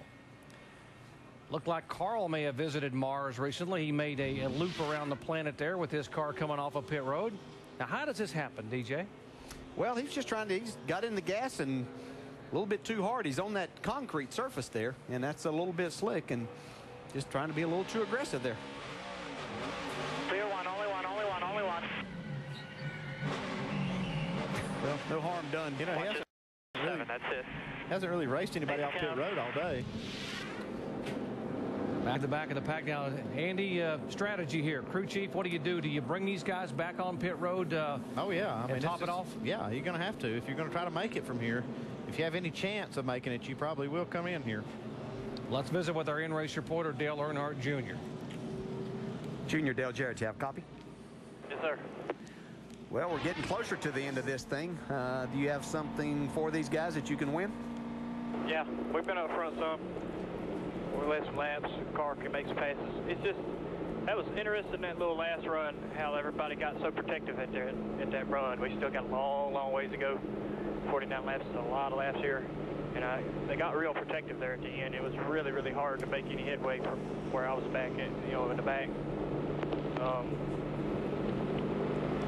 it's interesting. The smaller the pack has gotten due to the wrecks and whatnot, it's gotten a bit more of a challenge to put runs together and get enough people on the outside groove, whatnot, to do things you want to do. But we'll see. We'll have to probably get a little dirty here in a bit. These things going to look like they raced at Martinsville, I think, once it's over with. Have you found you a drafting partner? Well, me and Juan have been working together. I think we got a lot of respect for each other, and you can see that in the way we've been drafting a little bit. My teammates are looking really good. I'd like to help Jimmy get up there when he's ready to go, or be a part of that, because I know he's going to get up there eventually if I'm having trouble, if I'm not there yet. But it's tough, man. It's a challenge. It's really a lottery pick as to how you get up there and how long, and for how long you can be there. All right, you have fun. We're having fun watching you. Appreciate it, man. Thank you. He's back in 13th spot. Joe Nemechek, by the way, become the 27th different leader in all-time Cup Series record. You're watching ESPN on ABC.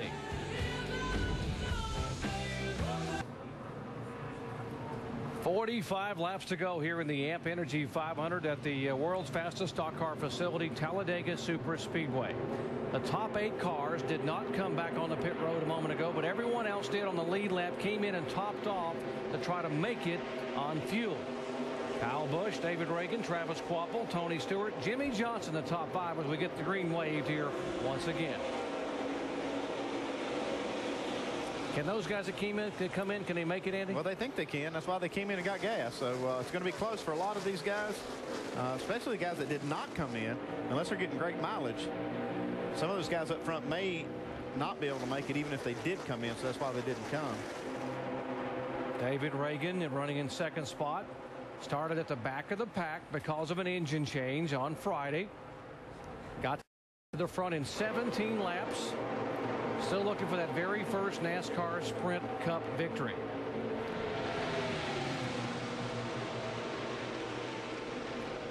Kyle Busch hoping to turn his chase fortunes around. We talked about Talladega being a turning point. He has yet to get a top 25 finish in 3 chase races.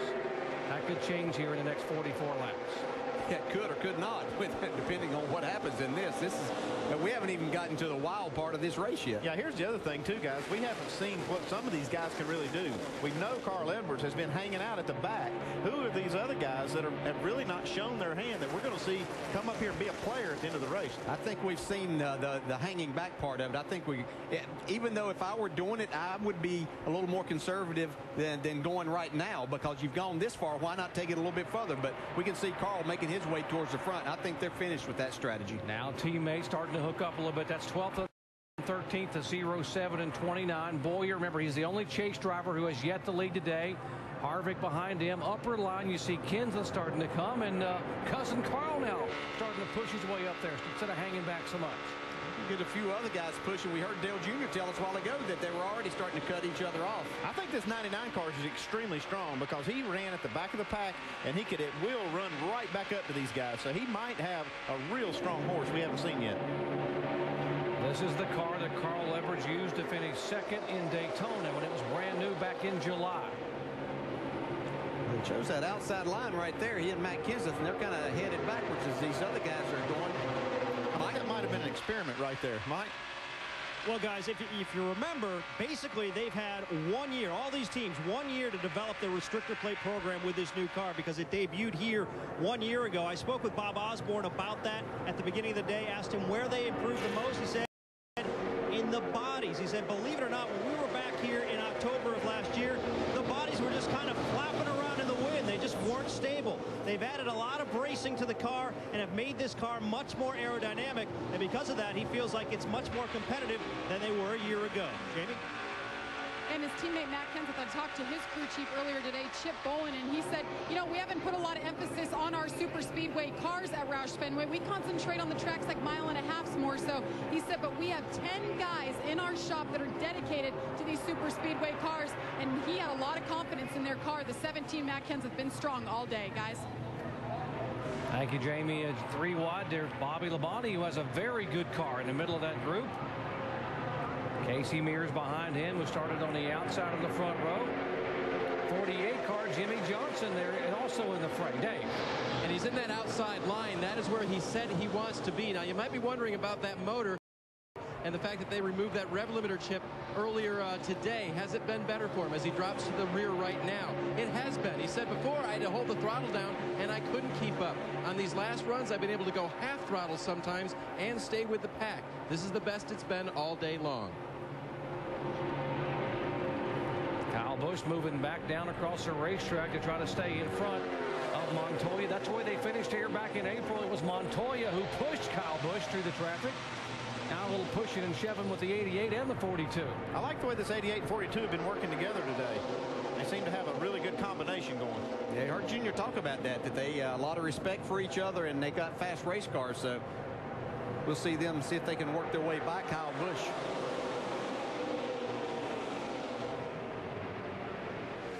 Kyle Busch trying to hold on with a lot of eager, anxious people behind him. Shannon. Well, Kyle Busch, two right sides on that last pit stop, did not come down and top off for fuel. His spotter told him that is the line that you want to be in, the 42, the 88, and the 31. But I got to ask you guys, how dangerous is Kyle Busch leading this race, possibly taking a gamble, knowing that he really has nothing to lose? Yeah, that's exactly right, Shannon. And the thing is that all of these passes that we've seen for the lead earlier today, when guys just let them kind of go by there, that's by the wayside now. It's time to protect your turf. And Kyle Busch out there, he can make that Toyota as wide as anybody here. He won't be able to block all three lanes, though, and we've seen it get three wide when these guys get racy. So in other words, what you're saying is no more Mr. Nice Guy. No more Mr. Nice Guy. No, we're inside of 40 laps to go, and these guys, all the giving that they've done before, it's just going to be all take from this point forward. RCR cars, 4th, 5th, and 6th. None of those three have won here at Talladega.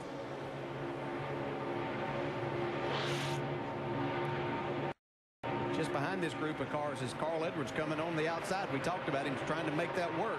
You can see him up on that high line with his teammate Greg Biffle. They go down inside of Casey Mears and sort of hang him out on the high line. Travis Kvapil actually leading that Ford charge. They got three strong Fords right there. David Reagan, another one in there. He's right behind Bobby Labonte.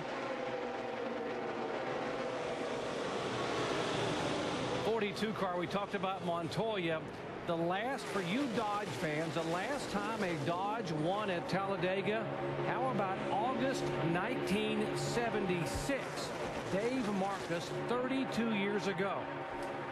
How special would that be if Dodge could pull it off today? And Montoya has got one strong horse.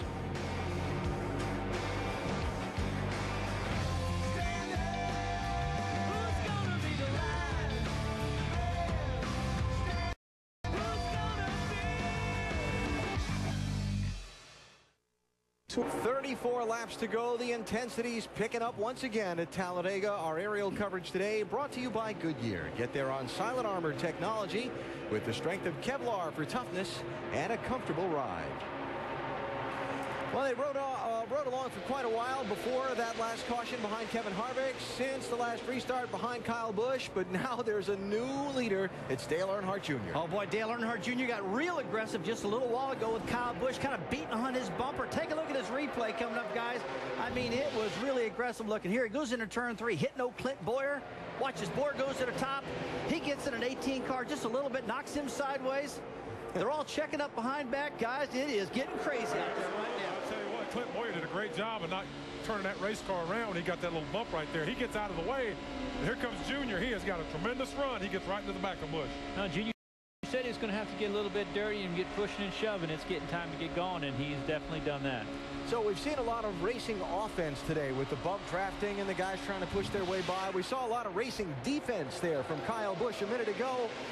That could have been the big wreck, and we've said it before. Oh, another challenge for the lead. Here comes Jeff Burton, Doc. Burton on the bottom of the racetrack. Kevin Harvick, all three of the RCR cars trying to go by. Remember, they have the same engines as the DEI cars that were so good in qualifying. These guys got back in the middle of the pack and are now moving up. Look at Junior coming back on the high side, jumping back in that Hendrick horsepower. I saw his car bobble over in the middle of 3 and 4, and then as he came off of 4, I thought maybe he had a flat at that time, but it looks like the car's okay. Got no help on the outside right now, though. Nope. Glued together. Can't get much closer than that. Jeff Burton has now led 5 laps today. Kevin Harvick behind him has led the most laps, 22. Clint Bowyer behind him has yet to lead today. Folks, we are commercial free here to the end, so you may want to double up on the heart medicine because this one's going to get very interesting. Yeah, it's been great all day, but it's getting ready to get really, really good. You see those cars pass. Let's give a call to Robbie Gordon there. He's in the middle. He's the 4th car on the outside line. One point in time he was a lap. I think he's gotten a free pass maybe twice, or actually didn't get it one time because he put fuel in too much for a second time under one of them. But up there in the middle of this fray. Robbie Gordon, the 7 car. His worst finish on a plate track this year is 11th. He finished 8th at Daytona and 6th at Daytona in July, 11th here in April. Dave. And he's one of the guys, Doc, who came down right before the green and topped off on his fuel. So even if we would happen to have overtime, an extension of this race at the end, if there's a late caution, Robbie Gordon would be good. Well, that's one that doesn't mind getting aggressive whenever it gets time to. So Junior said it was going to get down and dirty here. How about Michael Waltrip in that 55? He got that tire across the hood and the roof of his car, and they did a repair on it, and he's moved his way back up into the middle of this pack. Yeah, that thing's about as bad aerodynamically as you could possibly want with everything they've had to do to it, but here he is in the middle of it. Michael won here back in September of 2003. You know how good he's been on these plate tracks over the years. He could be one of those guys that really hadn't shown what he's got. Yeah.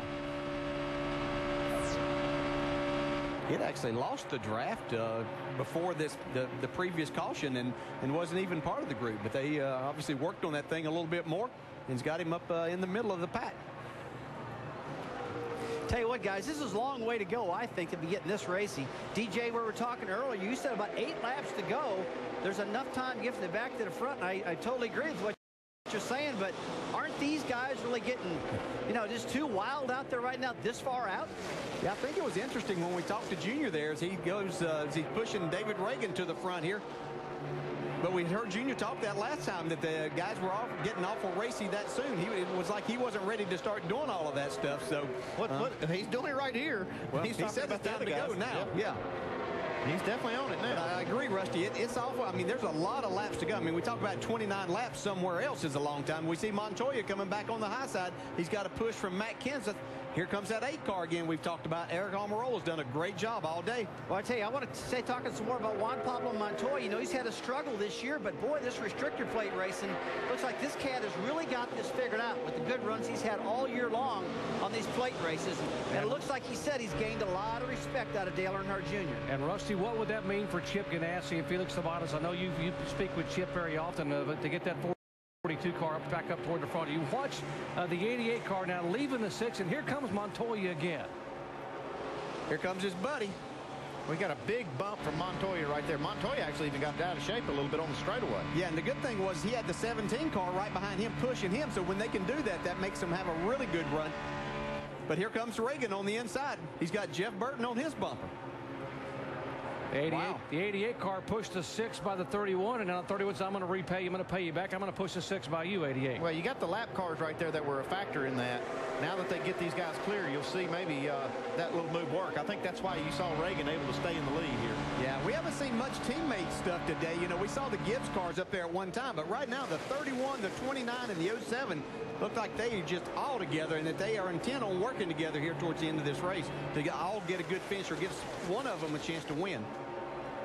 Look at this. DJ, who do you go with? Is it friendship? Is it teammates? Is it whoever has the fastest car? You go with the fastest car now, man. Everything else is out the window. You can feel the intensity coming up out there. That's why the fans love Talladega, and everyone talked about this being the wild card race. A turning point here in the chase for the NASCAR Sprint Cup. Back in the pack. Carl Edwards, top of your screen, still hanging back there. Biffle is back there, and DJ, are you still firm or they need about 8 laps before they make their move? You know, I mean, somewhere in there, I mean, definitely in the last 15 laps, they need to start making that. But I believe these guys went up there and saw what they could do, how far they could go, and how long it's going to take them. Yeah, we saw that on that restart. I thought they were experimenting just to see how far they could get up there and how long it would take. And then they went right backward on their strategy. Look at Michael coming up on the outside. Big That's amazing. Wow, look at that bump. But Michael's on the bumper of Juan Pablo Montoya, pushing him to the front. That's the best thing that position Michael could be in with the aerodynamics of his race car. Yeah, he right needs there. to be right up behind another car so he can kind of minimize that drag that damaged car has. Junior's still the leader, though, as all of this is taking place, and he's got the 42 right behind him now. Reed Sorensen going up very, very high behind Kenseth to try to push that outside line up there and give Kenseth a boost. Here goes Michael Waltrip to the inside. Back to the outside. Junior's trying to block everybody up there. He doesn't know which lane to block, which one is coming, but that's what makes him really good at this, is he's able to figure that out most of the time and get that push from behind to keep himself in front. Here comes the outside. Yeah, 42 can really push car. He's pushing Michael Waltrip to the lead. This is amazing. We saw him working on that car. Michael Waltrip's on pit road. This is unbelievable. I would have thought that car wouldn't be able to run at all. He might have a hard time holding the lead if he ever does get there, because he's got a ton of damage up around the windshield and the roof area, not to mention what he's got on the front fender and that front end area. It's hard to believe he's even going to get there, but he continues to move up there with a little help from his friends. And the other strong car is Jeff Burton. We've seen him a number of times get back there and get to Junior's bumper and give him a big push out there. They've hung him out to dry right there now. Nobody. Now here comes his teammate, Kevin Harvick, moving up behind him here. Look here. Look at this run coming here. Waltrip's going to get the lead this time with a big push. Here comes Kyle Busch. Oh, look at that big bump. Michael Waltrip's got to be humming that Beatles too. Oh, Get by with Kevin Harvick. Trouble. Harvick on the bottom of the racetrack. Like he doesn't have any damage yet, other than what the grass did here. Okay, he's got it started up, so he'll stay on the lead lap. Yeah. 8th caution flag of the day.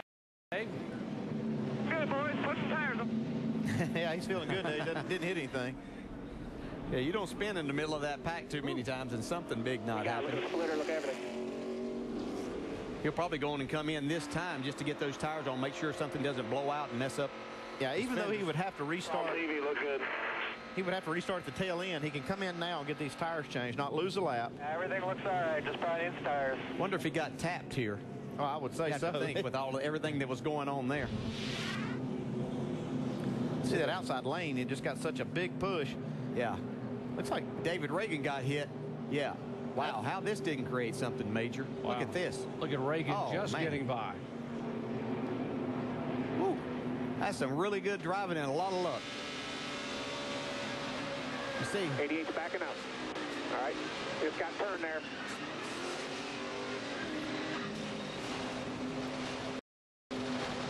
Harvick couldn't go any further up. He was hitting Jeff Burton, so just a product of this type of racing. I think we're going to see it even get more intense as the laps wind down, too. Yeah, Kevin get the grass blown off of him. Man, that was... Woo. How did Reagan miss him when he came back across? Yeah, Kevin did a good job getting that car to the bottom, too. If that thing goes up the racetrack... Yeah, he did. He stayed in the throttle and kept it off the track. Watch Tony Stewart in this fray. Whoa. Actually, watch, he's got you. Back it down. You see Kevin, he stayed in the throttle, just spinning those rear wheels to stay up off the racetrack. Did a great job. You talked about earlier these bumpers lining up so good on these cars. You saw him get into the back of the 7 car, but it just shoved him forward instead of turning that car, as could happen in years past. Here See comes if you're going to pit road. Michael Waltrip coming on. Kyle Busch is there. Jeff Burton, Kenseth, Bobby Labonte. Anybody that's close on fuel needs to be on pit road right now. And Michael Waltrip, last minute, they said they were going to stay out. They had enough fuel, but they decided right sides only for the 55 guys. Shannon? Jamie, right sides only for Kyle Busch in the 18. Gamble paid off. They did not top off. They need 3 seconds of fuel. Dave. Johnson thought he might have flat spotted his tires, so they will give him 2 rounds up on the track bar, though, for a car that's tight. Mike. A 4-tire change, the call for the 31 team. Team completing its service on the right side, swinging around the left side. No adjustments for Burton. Race off of pit road there. Kyle Busch gains a spot. You see Michael back 1, Bobby Labonte up 2. And remember, the 48 car took on 4 tires and made a major chassis adjustment. He had to back up to be able to get out. Cost him some time. Of course, they're going to have 22 laps, probably 20 laps when they get the green flag. Let's watch Jimmy. Schrader pitting in front of him. Yeah, he was kind of angled in the wrong way, and then the 96 car came in front. point in time, you just say, well, we're back here. Get what we can get after this thing goes back green. 4 tires for the current reigning champion. Yeah, 22 laps to go is still a long time here, just like we said. If you only need about 8 or 10 laps to get to the front, you've got plenty of time with 22 laps. No reason to try to hurry out of the pits and maybe even push something and run into somebody, bend a fender. Just get back here in the back, get ready to go to work. As they like to say, business is getting ready to pick up here in a few minutes, guys. I can't tell you how, as intense as this race has been for 166 laps to this point, it magnifies 10 times when you get to a situation like this to where you know that, hey, we've gotten to this point, now let's just let it all go. Alan, it's about time, and it's already been wild. It's about to get even wilder. Yeah, and going back to what we talked about on NASCAR Countdown, Doc, earlier in the day, the closer you get to the finish, the more the likelihood of the big wreck. And I'll go right out on a limb on this one. We haven't seen the big wreck yet today. Oh, we might not have. I was just thinking, but 22 laps to go, guys. They got this wild. What's going to happen with 10 laps to go?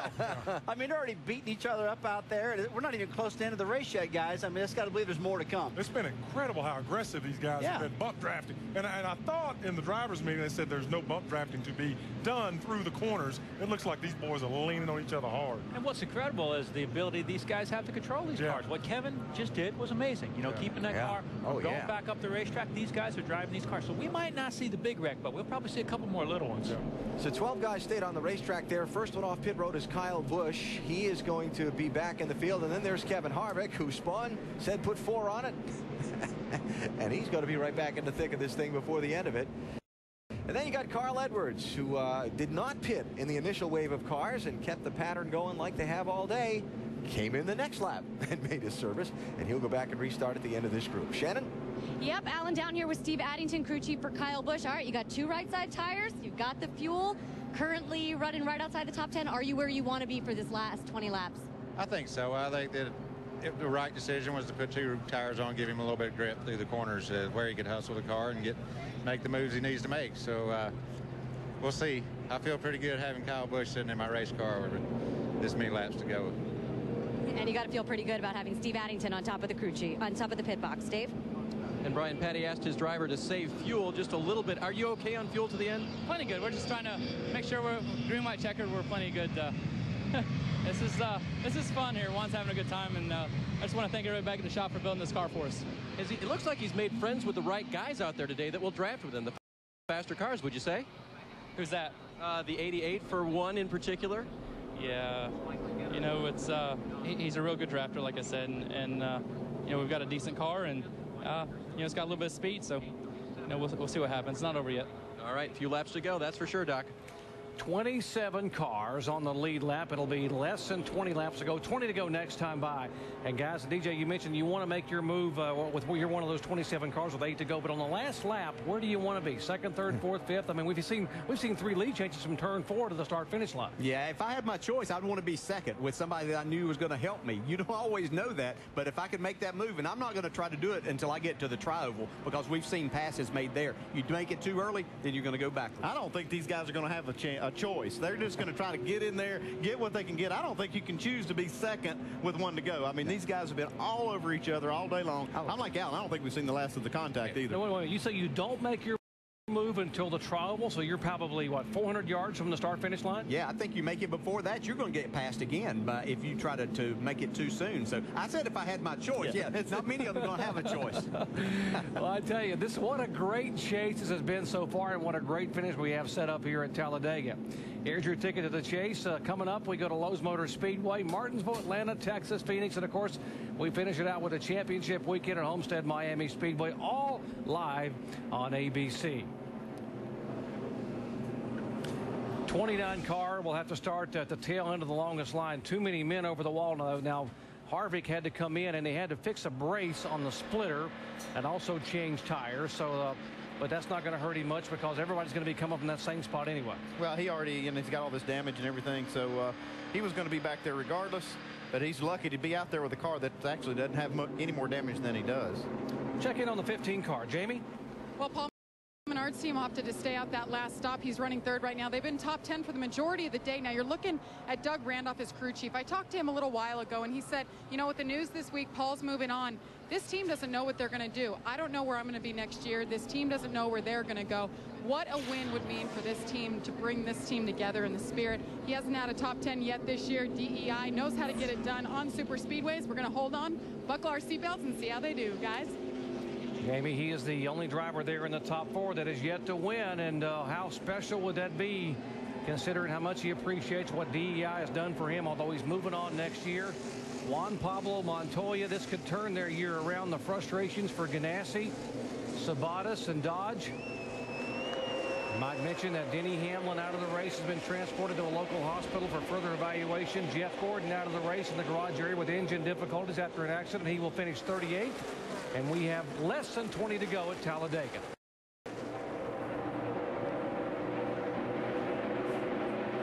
Nice little restart there by Montoya, and Casey Mears right on his bumper.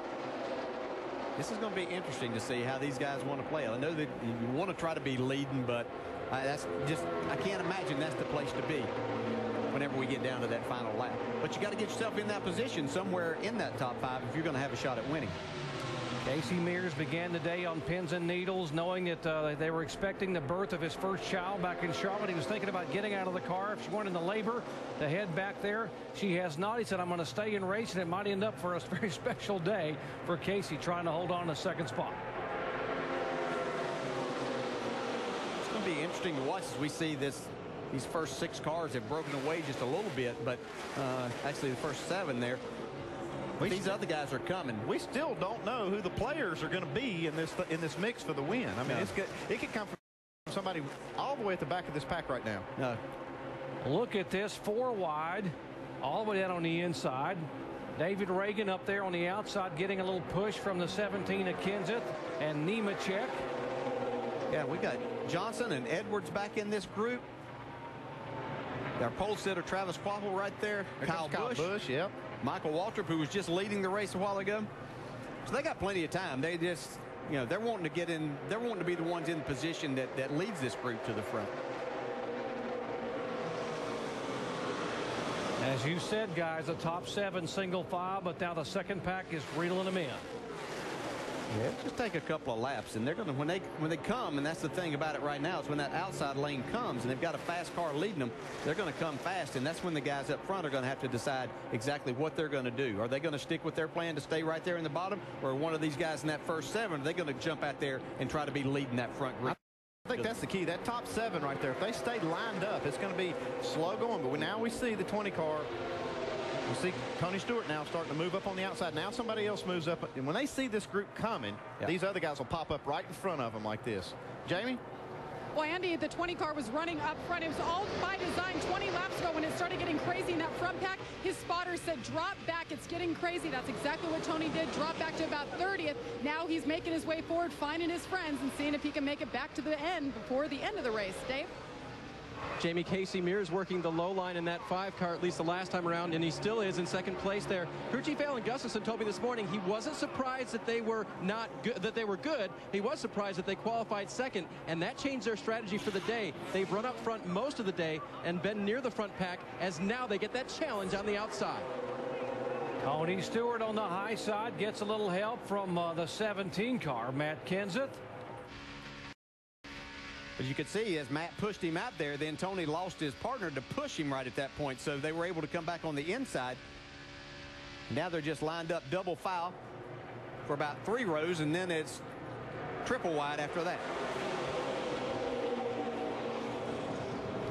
And give a call to the 22 car, Dave Blaney, who had electrical troubles early on. They were able to work on the car through several pit stops, and now Blaney in the Bill Davis car being shown in the 8th position. There's a 22 right in front of Dale Jr. He's got some good help right there with that 88 car pushing. See that? He gets a big shove up through the middle. Yeah, I didn't think Dale Jr. was going to want to stay down that bottom. You get down that bottom and you're trapped there. That was a close call right there. Woo. Oh, got trouble up front. Biffle right in front of Jr. Kenseth is in it. Oh, and turns Quapple into the outside wall. And Kevin, a lot of chasers involved in this one. Oh, 17. When you get off there, if you can drive it. This is definitely the big one we were looking for, guys. was. I was afraid. I was hoping we had not seen, or we had seen it, and we wouldn't see this. But these guys hung back all day, and that's what they get in then. We don't have any brakes. We told her, look at Dale Earnhardt Jr.'s car all torn up in the front. We mentioned Talladega could be the turning point in the chase. This is definitely a turning point for these guys right here. Yes. All these chasers involved. Carl Edwards all day long tried to stay out of trouble. You see Juan Pablo Montoya headed to the garage area. 17 involved.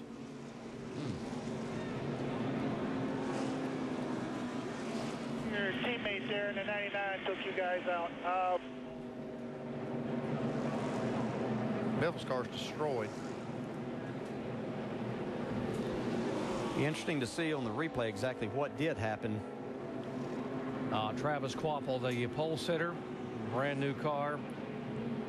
Heavy damage on his car after having such a great run. 22, Dave Blaney.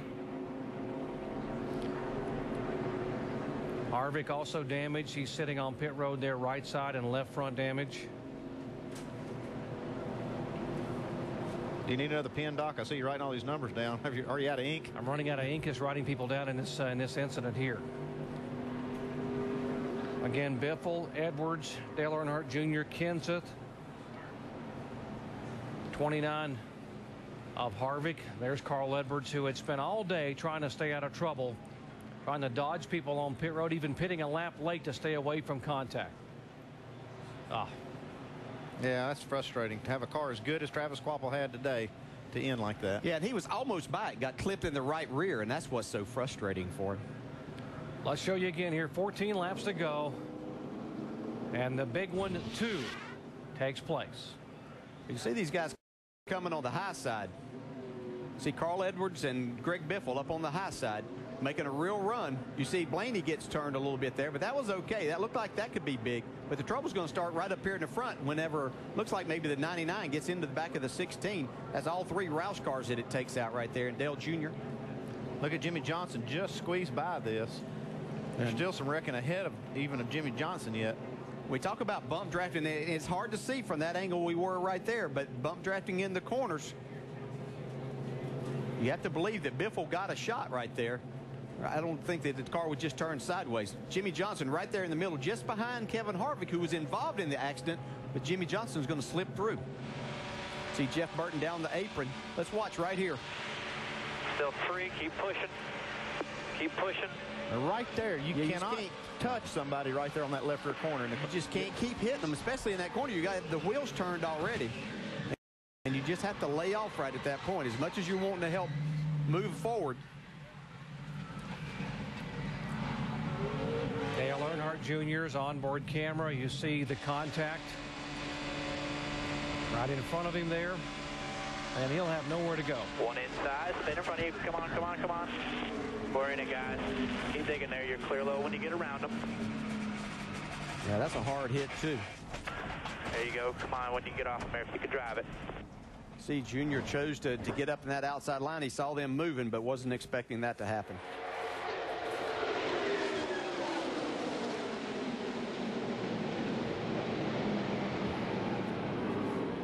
Wow, that 48 car was just amazing getting through there, too. This is Kevin Harvick now. See, he kind of gets by this first part right here. All right. Come on, stand it.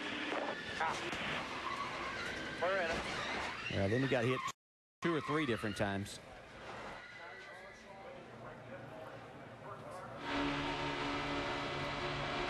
These are the moves that can win a championship. Watch Jimmy Johnson. Go to the middle, go to the middle. Hell yeah, watch this still crashing. Go down, go down, go down. Watch him, watch him. See the 55 get hit from behind back there by Kevin Harvick, who Michael looked like he was getting by it, but Jimmy Johnson, that was just Reagan. David Reagan did a great job getting through there. Yeah, that's a he great drove job through all of that by those 2 drivers. Let's listen to Jimmy's radio. Not hit a thing. Sam, riding around dead last from here on out. There's only like 5 cars left. Can't we at least try to go for the win? No, you have no idea how lucky we are. I mean, I'm telling you what. We better still think lucky, too, because it's not over. Or about, I was just, did you hit anything or lock anything up? Punch a freaking soul. That's not the first time that's been said by a driver, I'll assure you. have thought that exact same thing. Shannon, you're with Greg Biffle? Yeah, down here, climbed out of his car. You hung out in the back all race long. You looked like you were just starting to make your move. What happened? I don't know really what happened. Well, I think that the 99 tried to give us just a little help there in the center of the corner and got us turned around. But same old Talladega, you know, it's hung out in the back all day. And they should make these races 20 laps to get our fans the money's worth. But unfortunate for the guys. They worked really hard, built me a great car. And I felt like we drove really smart all day. You know, went up through the pack a few times. But just hate it for the guys, hate it for 3M. I know it hurt us in the points, but, you know, we got 6 more. We knew this was a wild card. How do you refocus moving forward to the next 6 races? I mean, looking at what you've been able to do so far in the chase, obviously. Well, I mean, we just look at Charlotte, you know, as positive. You know, we ran really, really good there in the test here just a little while back. So you just can't expect anything out of Talladega. All right, Greg Biffle, this 16-car guy's done for the day. Doc? This is a 10-car crash. The big one, too. The big one, number 1, took place on lap 68. There were 9 cars involved. This one was even bigger. And this one involved a lot of chase contenders. You mentioned Biffle, Edwards, the original contact, Dale Earnhardt Jr., Matt Kenseth involved, the 29, Kevin Harvick involved. Others who are non-chasers are the 41 of Sorensen, 55 Michael Waltrip, 42 of Montoya, 22 of Dave Blaney, the 28 of Travis Kvapil. This is our second red flag of the day. Jeff Burton did a great job getting down across the racetrack. Both he and teammate Clint Boyer. Still inside.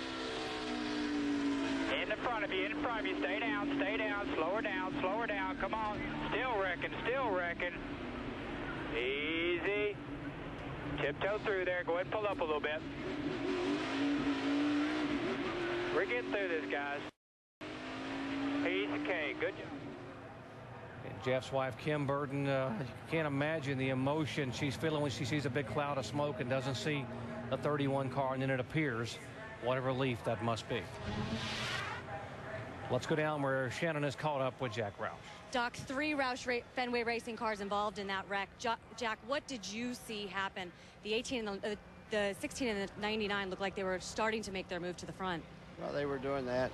You know, these cars are organized so that with the bumpers that line up front and back, NASCAR let people push through the corners and push down the straightaways. They pushed one another off. Left as far as I could, and I just couldn't miss it. 16 got wiped out, and he wiped me out somehow.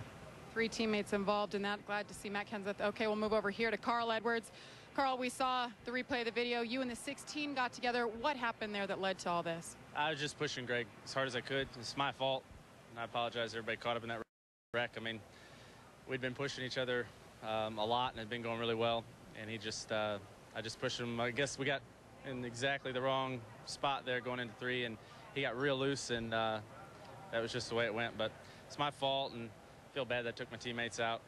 Oh, Matt's mad, and I'm sure Greg's mad, but you just do the best you can and hope for the best, and just didn't work out today. I always worry about the idiots when we come here, and I was the guy that caused that one. Carl, you hung in the back most of the day, the strategy that you wanted, but then you guys need your teammates to run together. Talk about the strategy, and was it the right time for you to make that move? I don't know that there was the right time to make that move, but it was going well. You know, we went down the back straightaway, and I thought I could get Greg out there, clear Tony, and we'd be in a pretty good position with, you know, 13 or 14 to go, however many laps were left. So just do the best you can. Sometimes things like this happen. All right, guys, Carl Edwards came in second in points. We'll have to see how this all shakes down. Shannon? Yeah, Jamie, down here, Dale Earnhardt Jr. just addressing some of the media out of the infield care center. Dale, are you okay? Yeah. Can you tell me what happened from your perspective? Well, I was running along there, and the 16 turned sideways. 99 had him hooked off in the corner. And he went down and hit Matt, and they turned up in front of me. I wasn't nothing I could do. I was just sitting there trying to get to the front, man. I was getting ready to have to be ugly. You know, we pushing people out of the way to get into the middle lane because the bottom wasn't the way to go. And just running along there trying to make something happen. And I'm, you know, running the Matt pretty hard. I'm glad everybody's all right. Dale, you were so strong all day. You've said how much you love racing here at Talladega. That is obvious to everybody. How aggressive did it get out there towards this wreck? It's not that aggressive. That was just some simple errors made. It's pretty rough on the bumping. Them guys need to learn how to bump, a couple of them. They just hit too hard, and it's just not doing anything. doesn't accomplish anything, so really just aggravates you. But some of us know how to bum draft really good, and we do it real good, and we like to work with each other. Me and Juan were having an awesome time out there working together, and I had to dump Jimmy on the back straightaway, and he got real mad at me, but I didn't want to go in the top groove. The middle was the way to be, and I was going to try to get to work with him a little bit more and pay him back for that because I did him wrong. But it was a lot of fun. My car was really good. I'm sorry for my team having tearing up race cars. We ain't going to spend this much time, put this many man hours in the next plate race because ain't no telling what's going to happen anyways. We got good stuff. It don't matter what we bring to the racetrack. But it was a little nerve-wracking with the tires blowing. I was nervous about having my tire blow for no reason. I already had one blow already for no reason this weekend, and we had a lot more blowing for no reason. We had a lot blowing in the ARCA race. Them Hoosier tires ain't doing no better. It's some kind of combination to do with the surface, obviously, than the tire, but that made me nervous. But you got to run, and I was hoping we could pull off a win, man. We sure needed one. All right, certainly a busy weekend for Dale Earnhardt Jr. Doc? Under a red flag, Shannon, 11 cars. Now the total involved to add to that the list of chasers. The sixth chaser involved Kyle Busch. His damaged car on pit road. Other chasers, Biffle, Edwards, Earnhardt, Kenseth, Harvick. And there sits the 18 of Kyle waiting to get some repairs as soon as the red flag is listed. We are under a red flag with 14 laps to go. Back after this from our ABC stations.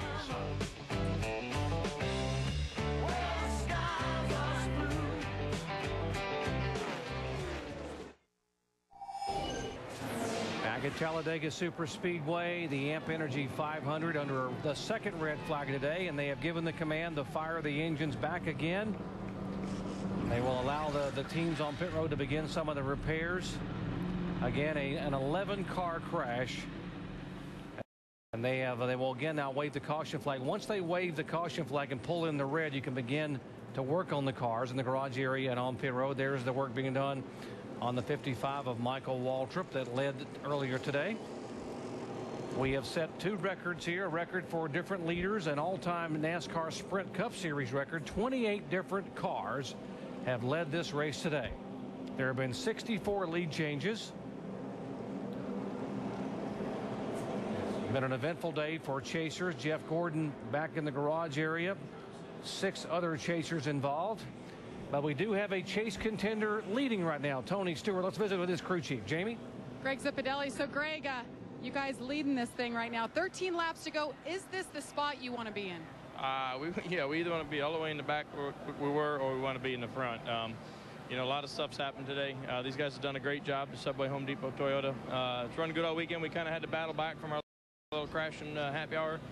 Proud of all the guys here for what they've done, and we've had a pretty good car, so we got to keep our fingers crossed, and hopefully we get tied up with the right people here for the last little bit. Before this big one, you guys, it got a little dicey, but the spotter said, Tony, back off. It's getting crazy. How important was that call to avoid that big one? Oh, absolutely. I mean, we were right in the right place. We had just taken the lead, and the third and fourth place car wrecked, so you can't you just never know here where it's going to happen or what happens. It's a really small line, of overdoing it. And fortunately, we've been able to so far stay out of it and keep our fingers crossed here. All right, Tony Stewart looking for his first win in 2008 and here at Talladega. Dave? And that would be for Casey Mears as well, Jamie. How is your driver avoiding all those wrecks out there today? He's doing a good job in that Pop-Tarts CarQuest Chevrolet. It was really close. We were real close to this one down here, and Eddie Mason up our spotter, and Casey did a really good job. And Casey just got it done down there. I think either the 38 or the 6 or somebody broke the momentum that 99 so we could get underneath them. But it's been a good day for the guys, good day on pit road, and hopefully we can get one here. Looks like the car has all the speed that it showed in qualifying. It does. At Talladega, you're going to go up and back. It's a pinball here, but we've been up more than we've been back. It's a good thing. You want to be up front at the end of the race, so it'd be nice to be second or third with 2 to go and get a shot at it. All right, there's the strategy right there. Second or third with 2 to go, guys. What do you think? I think he's got a shot. Got a great race car, and he knows he's been the victim before. He was running third at Daytona with 6 laps to go and got taken out. He was the highest finishing Hendrick car here in April with a top 10 finish. A lot of guys coming for tires. Yeah, you saw them having to avoid this wreck, and probably got some flat spots and debris on these tires. They want to get them all off of there. Shannon? It's going to be 4 tires for Clint Boyer. They think they may have a little bit of damage from that wreck. They're just going to check it out. But the 07 survived that wreck. Dave. Jimmy Johnson will come to pit road. They will put 4 fresh tires on that car, and they're still trying to decide kind of whether or not they're going to go for it here at the end or play conservative. Mike? And Jeff Burton in now.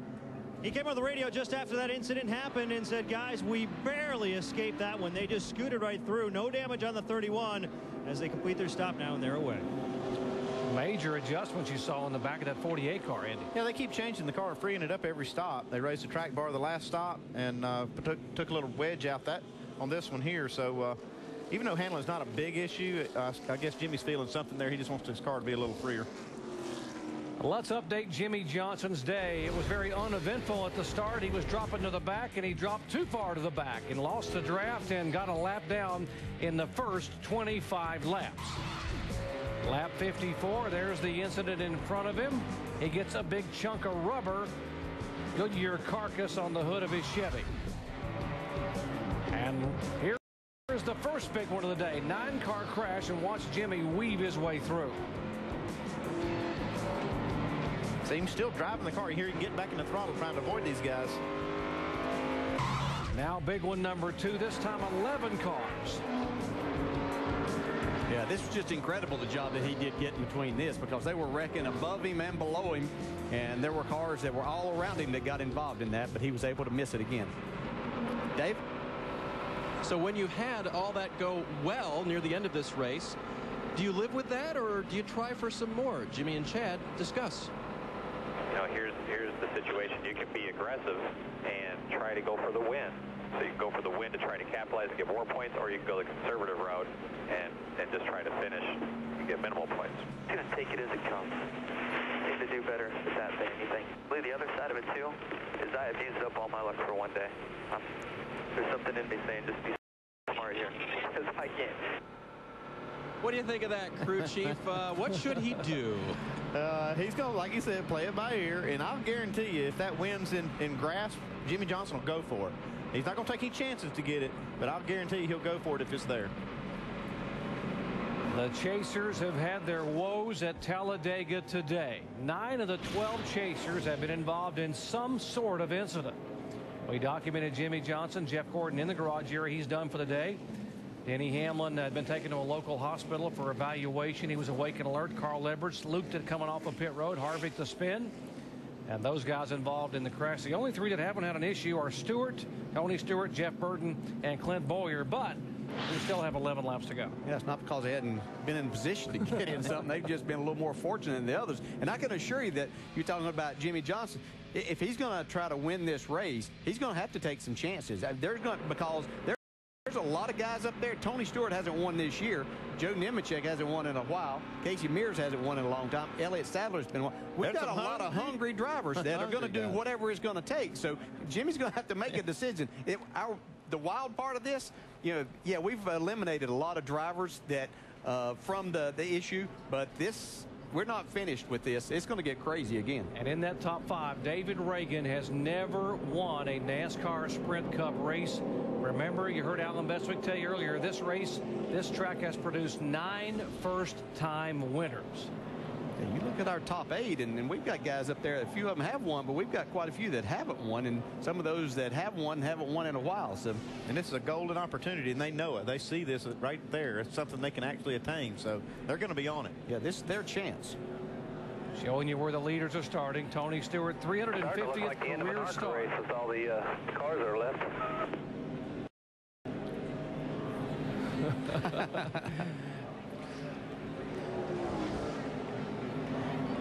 You got Terry Labonte, Ken Schrader, Kenny Wallace, all on the lead lap here in the top 20. And these guys at one point in time were all at least 1 lap down, but they've hung in there, made it work. But it's going to get exciting again as Tony Stewart leads them to the green. 43 races for Tony Stewart without a victory in NASCAR Sprint Cup going back to Watkins Glen in 2007. He has never won at Talladega in 20 starts. This is his 20th start today. He has finished second 6 times. Yeah, that's a pretty amazing stat that he's put himself in position that many times to win, and it just hasn't gone his way. But this could be the opportunity he's looking for. You see Joe Nemechek giving Tony a push down the back straightaway on this restart. Elliott Sadler hanging right there with them. Elliott, that backing up about 4 or 5 car lengths. You don't want to get too big a lead. These two cars just kind of shot out there about 5 or 6 car lengths. The danger here is when these guys get organized behind you, they'll come like a freight train when they get there, because they're going to come back to these leaders. Elliott's backed up to David Reagan, trying to get a push now from Reagan. See if the second line can catch him and go by him. Here they come. Yeah, we honestly have about 14 cars that are probably capable of winning this race still. Now Tony goes up and makes a big block on Elliott Sadler. Elliott knows how to get it done at these places. He's won some of the 150-mile qualifying races at Daytona. Hasn't ever won here. Yeah, he knows the good and the bad here. He's run awfully well, but he's also ended up on his roof. So, but he is glued to Tony Stewart's bumper right now. He is right there. We've seen this a couple of times. Just two cars get hooked up together and how they get away from everybody. I still don't think that's a good thing to get that far out ahead of these guys. I don't know. I'll take my chances. Let's get away from the rest of these before something else happens.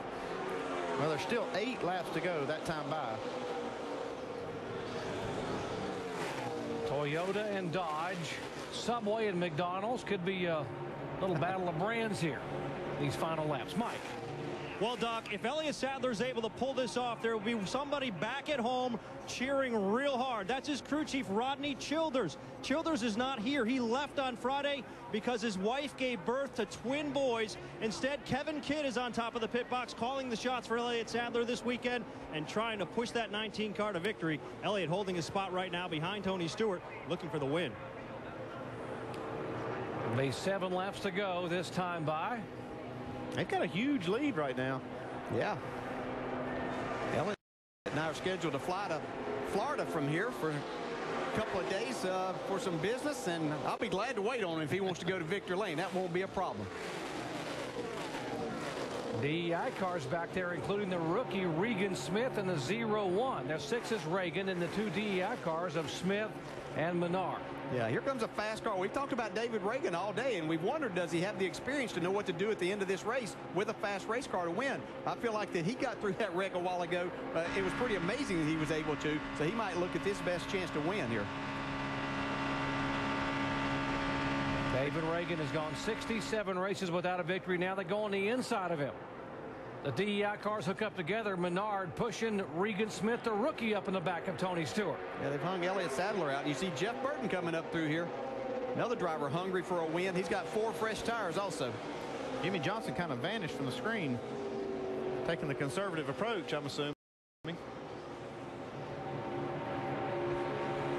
That's interesting because this isn't getting them a huge lead in the points by any means. So kind of interesting they would opt for this choice. That big wreck sure changed the complexion of the race. We saw it was really crazy with 3 wide, 6, 7 deep. Now we're seeing single file racing that we haven't seen all day long. No, but I don't think we're through seeing our double wide racing here. I think we see these first 6 cars in your screen there and 7 with the 66 car there, but there's a group right behind them that is catching them, so I think that they're going to be in the mix before this is over. Yeah, that's 14 cars. The very back car of this 14 is the 00 of Kenny Wallace. Now all these are on the lead lap, first to 14th. There's Kenny. 5 to go. Right side of your screen. How about Regan Smith and second? We haven't talked about him all day long, and here he is right up there in the middle of this. Scott Riggs doing a great job once again. 5 laps to go, and Regan Smith is in that second spot you said you wanted to be in. That's where I wanted to be. 25-year-old Regan Smith. What would you imagine? You're at Talladega and you're chasing a 2-time Cup champion Tony Stewart with 5 laps to go. They're starting to organize a little bit behind these guys, trying to form another lane. You see Jeff Burton's car just kind of peeking out there on the outside. Yeah, he got kind of shuffled out there. Here comes another DEI car filling that space. So they're 2nd, 3rd, and 4th right now. They got the numbers. 4 laps to go. Yeah, they got a tough man in front to try to pass Tony Stewart. 31 and 07 hooking up on the high side. 2 of the Richard Childress cars. There is Burton and Clint Boyer. If they can get that high groove to work, looks like that Elliott Sadler might move up there with them. Coming up next, ABC World News or your local news. All in the completion of our coverage here. Final 4 laps at Talladega Superspeedway. Who's going to be content on just a good finish? something in turn 2 here. Yellow, yellow, yellow. Looks like debris up at 2. Jamie McMurray's car slowing off of turn 2. Looks like cut tire. Yeah, looks like a right rear tire has gone flat on the 26. This is probably going to set up a green white checker.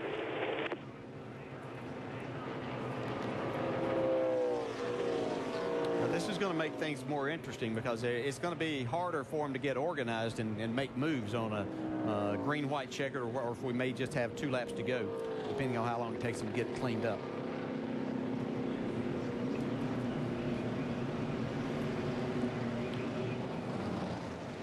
Okay, DJ, if you're Tony Stewart and you got the lead, hang on, I'll ask you just a moment. Let's show you what happened here to McMurray over in the corner. Blew that right rear tire and didn't hit anything. Sure, there's a lot of debris up there in turn 2. They clean this up. He comes down pit road to get some tires on. Now, Dale Jarrett, you're Tony Stewart. You said you wanted to be in second or third or fourth, and you're leading and you basically with a green-white checkered. What can you do? Well, right now, if I'm Tony Stewart, I'm liking that the situation is like this. The only thing is knowing now that my spotters probably told me that the DEI cars are second, third, and fourth, and that they're going to try to make a move on me. So it's not like that Tony can back up from this point. He's got to try to protect the lead from this point. He can't try to get himself in second or third because he's going to fall further back than that. And like I said a while ago, this race changed when all of those cars got in that wreck and we took out really half of the competition. And that changes the strategy here. I think that Tony Stewart can actually probably defend this position better with just this many cars on the track than he could when all the other cars were out there. Yeah, and we talk about the DEI cars. Now, what are they? Are they going to literally work together? Because you got 3 drivers that have never won a Sprint Cup race there in those 3 cars. So which one of them really wants to win, and who's going to help the other one to win and get his first victory? And what about the history at Talladega? The last 3 October races have been won with a last lap pass to the checkered flag. We are setting up for what should be an electrifying finish. And speaking of electrifying, how about Monday Night Football returning tomorrow with 2 of the most electrifying players in the backfield, with Adrian Peterson and the Minnesota Vikings taking on Reggie Bush and the New Orleans Saints. Monday Night Football on ESPN at 8:30 Eastern Time. Coverage begins at 7 Eastern with Monday Night Countdown delivered by UPS. Mike Tirico and the gang. Let's check in on Regan Smith's pits. Shannon. Yep, down here with Regan Smith's crew chief. You got to tell me, what are you telling your driver over the radio right now? You've got your teammates around you, the 20 in front of you. Well, we're actually in a pretty good spot. You know, this is what you shoot for all race long, is to be in the front like this with your teammates behind you. So we're ready for the end of the race here, see what happens. Yeah, and I asked him how he feels, and he said, I'm excited. They should be excited, Shannon. And, you know, the week began, guys, everyone was talking about DEI. What's going to happen to DEI? Paul Menard's leaving. Maybe the Army's gone. The sponsorship gone. They would have 4 cars next year with 3 drivers left and 1 major sponsor. People were saying, what's going to happen? What's going to happen? They come here and put all 4 cars in the top 10 in qualifying. Now they sit second, third, and fourth with 3 laps to go. What a performance. Jamie. And Doug Randolph, crew chief of the 15 car. Best run you guys have ever had. I just broke the news and said you guys aren't sure what you're doing after this. What would a win mean today, Doug? Oh, win would be huge. The Menard Chevrolet has been running really good all day today. DEI has had a tough week as a company, but as a company, this is the only way we can answer. So hopefully 3 teammates, we can team up on the 20 car and then let our teammates sort it out. I think. Is this the best position you can be in right now? It's all we could hope for right now. All right, let's sit back and see if the DEI team can work together, Mike. Well, Jamie, normally Kevin Kitty's the team engineer on the 19. Today, though, the substitute crew chief and not doing too bad. Can you pull off the upset and get to victory lane? Oh, yeah. You know, it's Talladega, so anybody can pull off the upset. It's definitely a wild race out there. It always is at Talladega. You know, I think we have a good car, and Ellie Sadler's one of the best drafters in the business. So really hope our monopoly at McDonald's Dodge can end up in victory lane at the end of this thing. You know, a week ago, you didn't know you were going to be on this pit box. What's this like, stepping into this role and having such a good run? Well, you know, it's flattering that the team came to me to do this, but at the same time, you know, we can't replace our team director, Rodney Childers. I want to say hi to him and Katrina and the boys, as well as Tommy Willer and his wife and their new children. it's been an interesting weekend at Gillette Evernham Motorsports. 2 sets of twins for people in our team. But, you know, it's just something that the way we work, we all work together as a group. And so, you know, it's real easy to plug and play when the time comes to do that. Doc, I don't know what kind of an omen it is, but 2 members of this team this weekend both had twins. Indicating it's got to be a very special weekend, and Elliott Sadler would love to be able to finish it off with a huge victory at Talladega. Must be something in the water over there at Gillette Evernham. 2 sets of twins, huh? We told you how history has been so significant here with regard to finishes at Talladega. 2005, Dale Jarrett able to get by Tony Stewart and Matt Kenseth to take the victory. The last time Ford won at Talladega 2 years ago. Brian Vickers running third, contact with a 48 car into Dale Earnhardt Jr. Vickers would win the race. Jr. would finish in second position. And then a year ago, from the back of the pack, Jeff Gordon had not led a single lap until the final lap of the race. He's able to go by his teammate Jimmy Johnson and then hold him off, and Gordon took the win and the points lead, leaving Talladega. There have been 15 last lap passes here at Talladega history, including 4 of the last 6 races. So that's what typically happens here, and folks, stay tuned. Yeah, this is the one attempt we'll have at a green-white checkered here. It's going to be interesting to see. I'll tell you, just looking at this, those 3 DEI cars, you got to figure they're going to try to go to the high side. Tony Stewart's going to try to block that. If Elliott Sadler can keep David Reagan and Jeff Burton behind him, that inside lane might open up there. Tony can't block everywhere, as you said. Yeah, he can. And there's a couple of guys out there that actually have some fuel issues. They're hearing that the 5 car had to make a pit stop because they couldn't pick up the fuel they had in the tank. What little bit they had. Getting ready to find out who's going to do what. They're one hanging back a little bit, trying to get a run on Tony. Tony's not going to, he's smart enough, he's not going to let those guys get too far behind him there. But you can see that the 8 car held back quite a bit. Elliott Sadler's going to try to pass him. Yeah, there they go. Yeah, that wasn't a good move on Eric Almirola's part there. He's going to lose that spot, maybe more. So now you've only got 2 DEI cars there in that line, where you had 3. Yeah. And that can make a huge difference when it comes down to trying to draft past Tony Stewart. David Reagan now trying to, right on the back side of Elliott Sadler. Remember, he was able to push Sadler by a moment ago. You know, in this scenario, I talked about waiting until the very last lap and coming through the trial. Well, the bad thing with this is there's only 1 attempt. If these guys wreck now, then you blow that chance. So in this scenario, you might not can wait that long. Coming out of turn 4, it'll be white flag this time by for Tony Stewart. Regan Smith, the rookie behind him. Menard is there. Sadler is there. Here comes Elliott Sadler.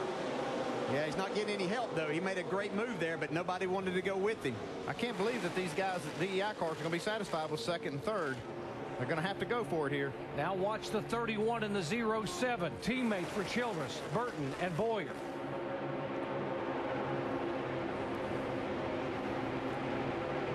They want to try. Run single file. They're all wanting to go, but everybody's just filling that spot, so they're not getting that opportunity.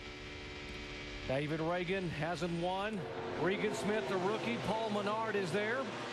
Tony Stewart has never won at Talladega in a NASCAR Sprint Cup car. He's going to have to do a lot of blocking right here. They've got to run on him.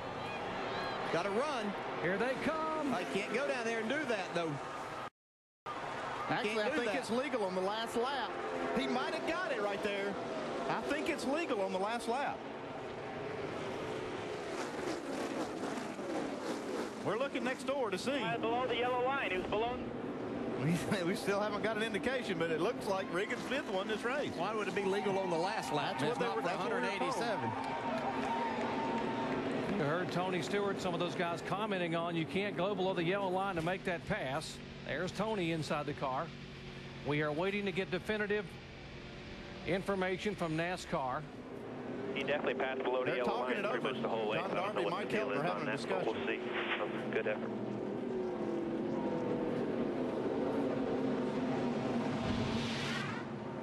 Here's the replay again. Watch a 0-1. And he got forced down there. I mean, Tony Stewart actually forced him down a little bit. Well, yeah, if you're going to consider that he only, yeah. They are saying Tony Stewart has won the race. Tony Stewart is the official winner here at Talladega. They would not allow that pass below the yellow line. That's the only way that can be. You can't race one way for 187 laps and change on the last lap. You have to be able to take the same deal. It's a great win for Tony Stewart and his team. And the 43 race winless streak for Tony Stewart ends on a wild afternoon at Talladega, Alabama. Well, you got to hand it to Regan Smith. He gave it all he had. That's the only shot he had. Well, yeah, no, that's there for a reason. So you have to make the move to the outside. I mean, obviously the rules in place for a reason, and so he gave it a shot. But again, it forces you to make that move to one side, and it would have been interesting to see. He had a run if he could have taken that to the outside. Yeah, he did have a little bit of a run, and if he takes it to the outside, it looked like he was going to. He actually tried to fake Tony to the outside. Yeah, and I'm sure that's going to be his argument that Tony forced him there. And he does have somewhat of an argument. I guess, it depends on how you look at it. Let's check in where Shannon is caught up with his crew chief. That's right, winning crew chief Greg Zipadelli. Tony Stewart's last race here at Talladega in the 20 car and his first win. How meaningful is this to you? I can't even explain it. After the year we've had and what we went through on Friday, it's just, I don't even know what to say. I'm just so proud of everybody. Joe Gibbs Racing, proud of all my guys, proud of all the guys that came over and helped us get this car back the way it was. It was a team effort. We had people from the 18, people from the 11. We flew people down early. Proud of everybody. And we went at Talladega. I don't even know what to say. This is cool. I love these places. They've been good to us. They just haven't been great. And just proud of everybody. I mean, I don't know what to say. Well, one thing is for sure, it's going to be an emotional victory lane. Tony Stewart's 20th trip to Talladega. He had finished second 6 times, and he almost finished second again, but it was not to be because the rules are the rules, and they would not allow Regan Smith to go below the yellow line. You could go below if you're forced there, but you cannot advance your position. So Tony Stewart wins it. Let's go down to Mike. And catching up now with Regan Smith. Take me through that last lap move. Well, I knew I was going to get one shot at him, and Paul was back there pushing me. I backed it up a little bit going into 3, and I knew I was going to make my move at. And I don't know. I always got told that the rule is if you get forced down there, then you're the winner of the race. On the last lap, anything goes. They always say it in the driver's meeting, and that's what I was going with. I got forced down there, man. I had a nose inside of him, and I could have piled up the whole field, and I guess that would have been a cooler finish. I don't know, but I'm proud of DEI. I'm proud of the Principal Fanucci Group. Everybody on this team. ECR engines were awesome. It was a great day for us. We're trying to get this car funded for next year, and second sucks. That's all I can say. We don't know right now if you are second. NASCAR has not placed you yet. Where do you feel like you should be placed? Doing burnouts out there right now. You can tell the disappointment, but still there's reason to be excited about this run for Regan Smith and DEI. An awfully strong effort, Shannon. Yeah, Mike, a tremendous effort by DEI down here with Paul Menard. Got to take me through that last lap. What was that like from your perspective? Well, it was it's play racing, so it's hard to make a move. You know what I mean? I thought Regan had that was cool to see him beat him to the line, but I guess he went underneath the yellow line or whatever. But DEI horsepower, ECR engines, very cool day for DEI, and I'm definitely looking forward to finishing out the year with the guys. Yes, a tremendous weekend for DEI. All right, I got. Taylor Earnhardt Incorporated finishes second and third. David Reagan he finishes fourth for the second consecutive race at Talladega. He finished fourth here in the spring. Great run for the 6 car. Jeff Burton will come home fifth. His teammate Clint Boyer in 6th. Bobby Labonte, best run of the year for the King Richard Petty's car number 43, and Bobby Labonte, the former winner here. Scott Riggs, how about Riggs, finishing in 8th place. Robbie Gordon 9th, and Jimmy Johnson coming home in 10th. But it's all about smoke finally getting it done at Talladega. Jamie. Oh, and it's a Gatorade bath as he prevails in victory lane. Tony, Greg Zipadelli, your crew chief, told me this morning the way this year has gone, he's been numb. There's been no feelings. What has it been like for you trying to get back to victory lane? Yeah, love you too, guys. Man, it's one thing to get back to victory lane, but to do it at Talladega, this is one of about 4 places I haven't won a cup race at, and man, talk about wanting to win. I've wanted to win here for so long. I got so many friends down here, and Red Farmer and Donnie Allison and all these fans, man. I mean, there's so much orange up there, and I know this hasn't been one of my favorite places on the fan side. People haven't always liked me here, but this was for those guys up in the stands today.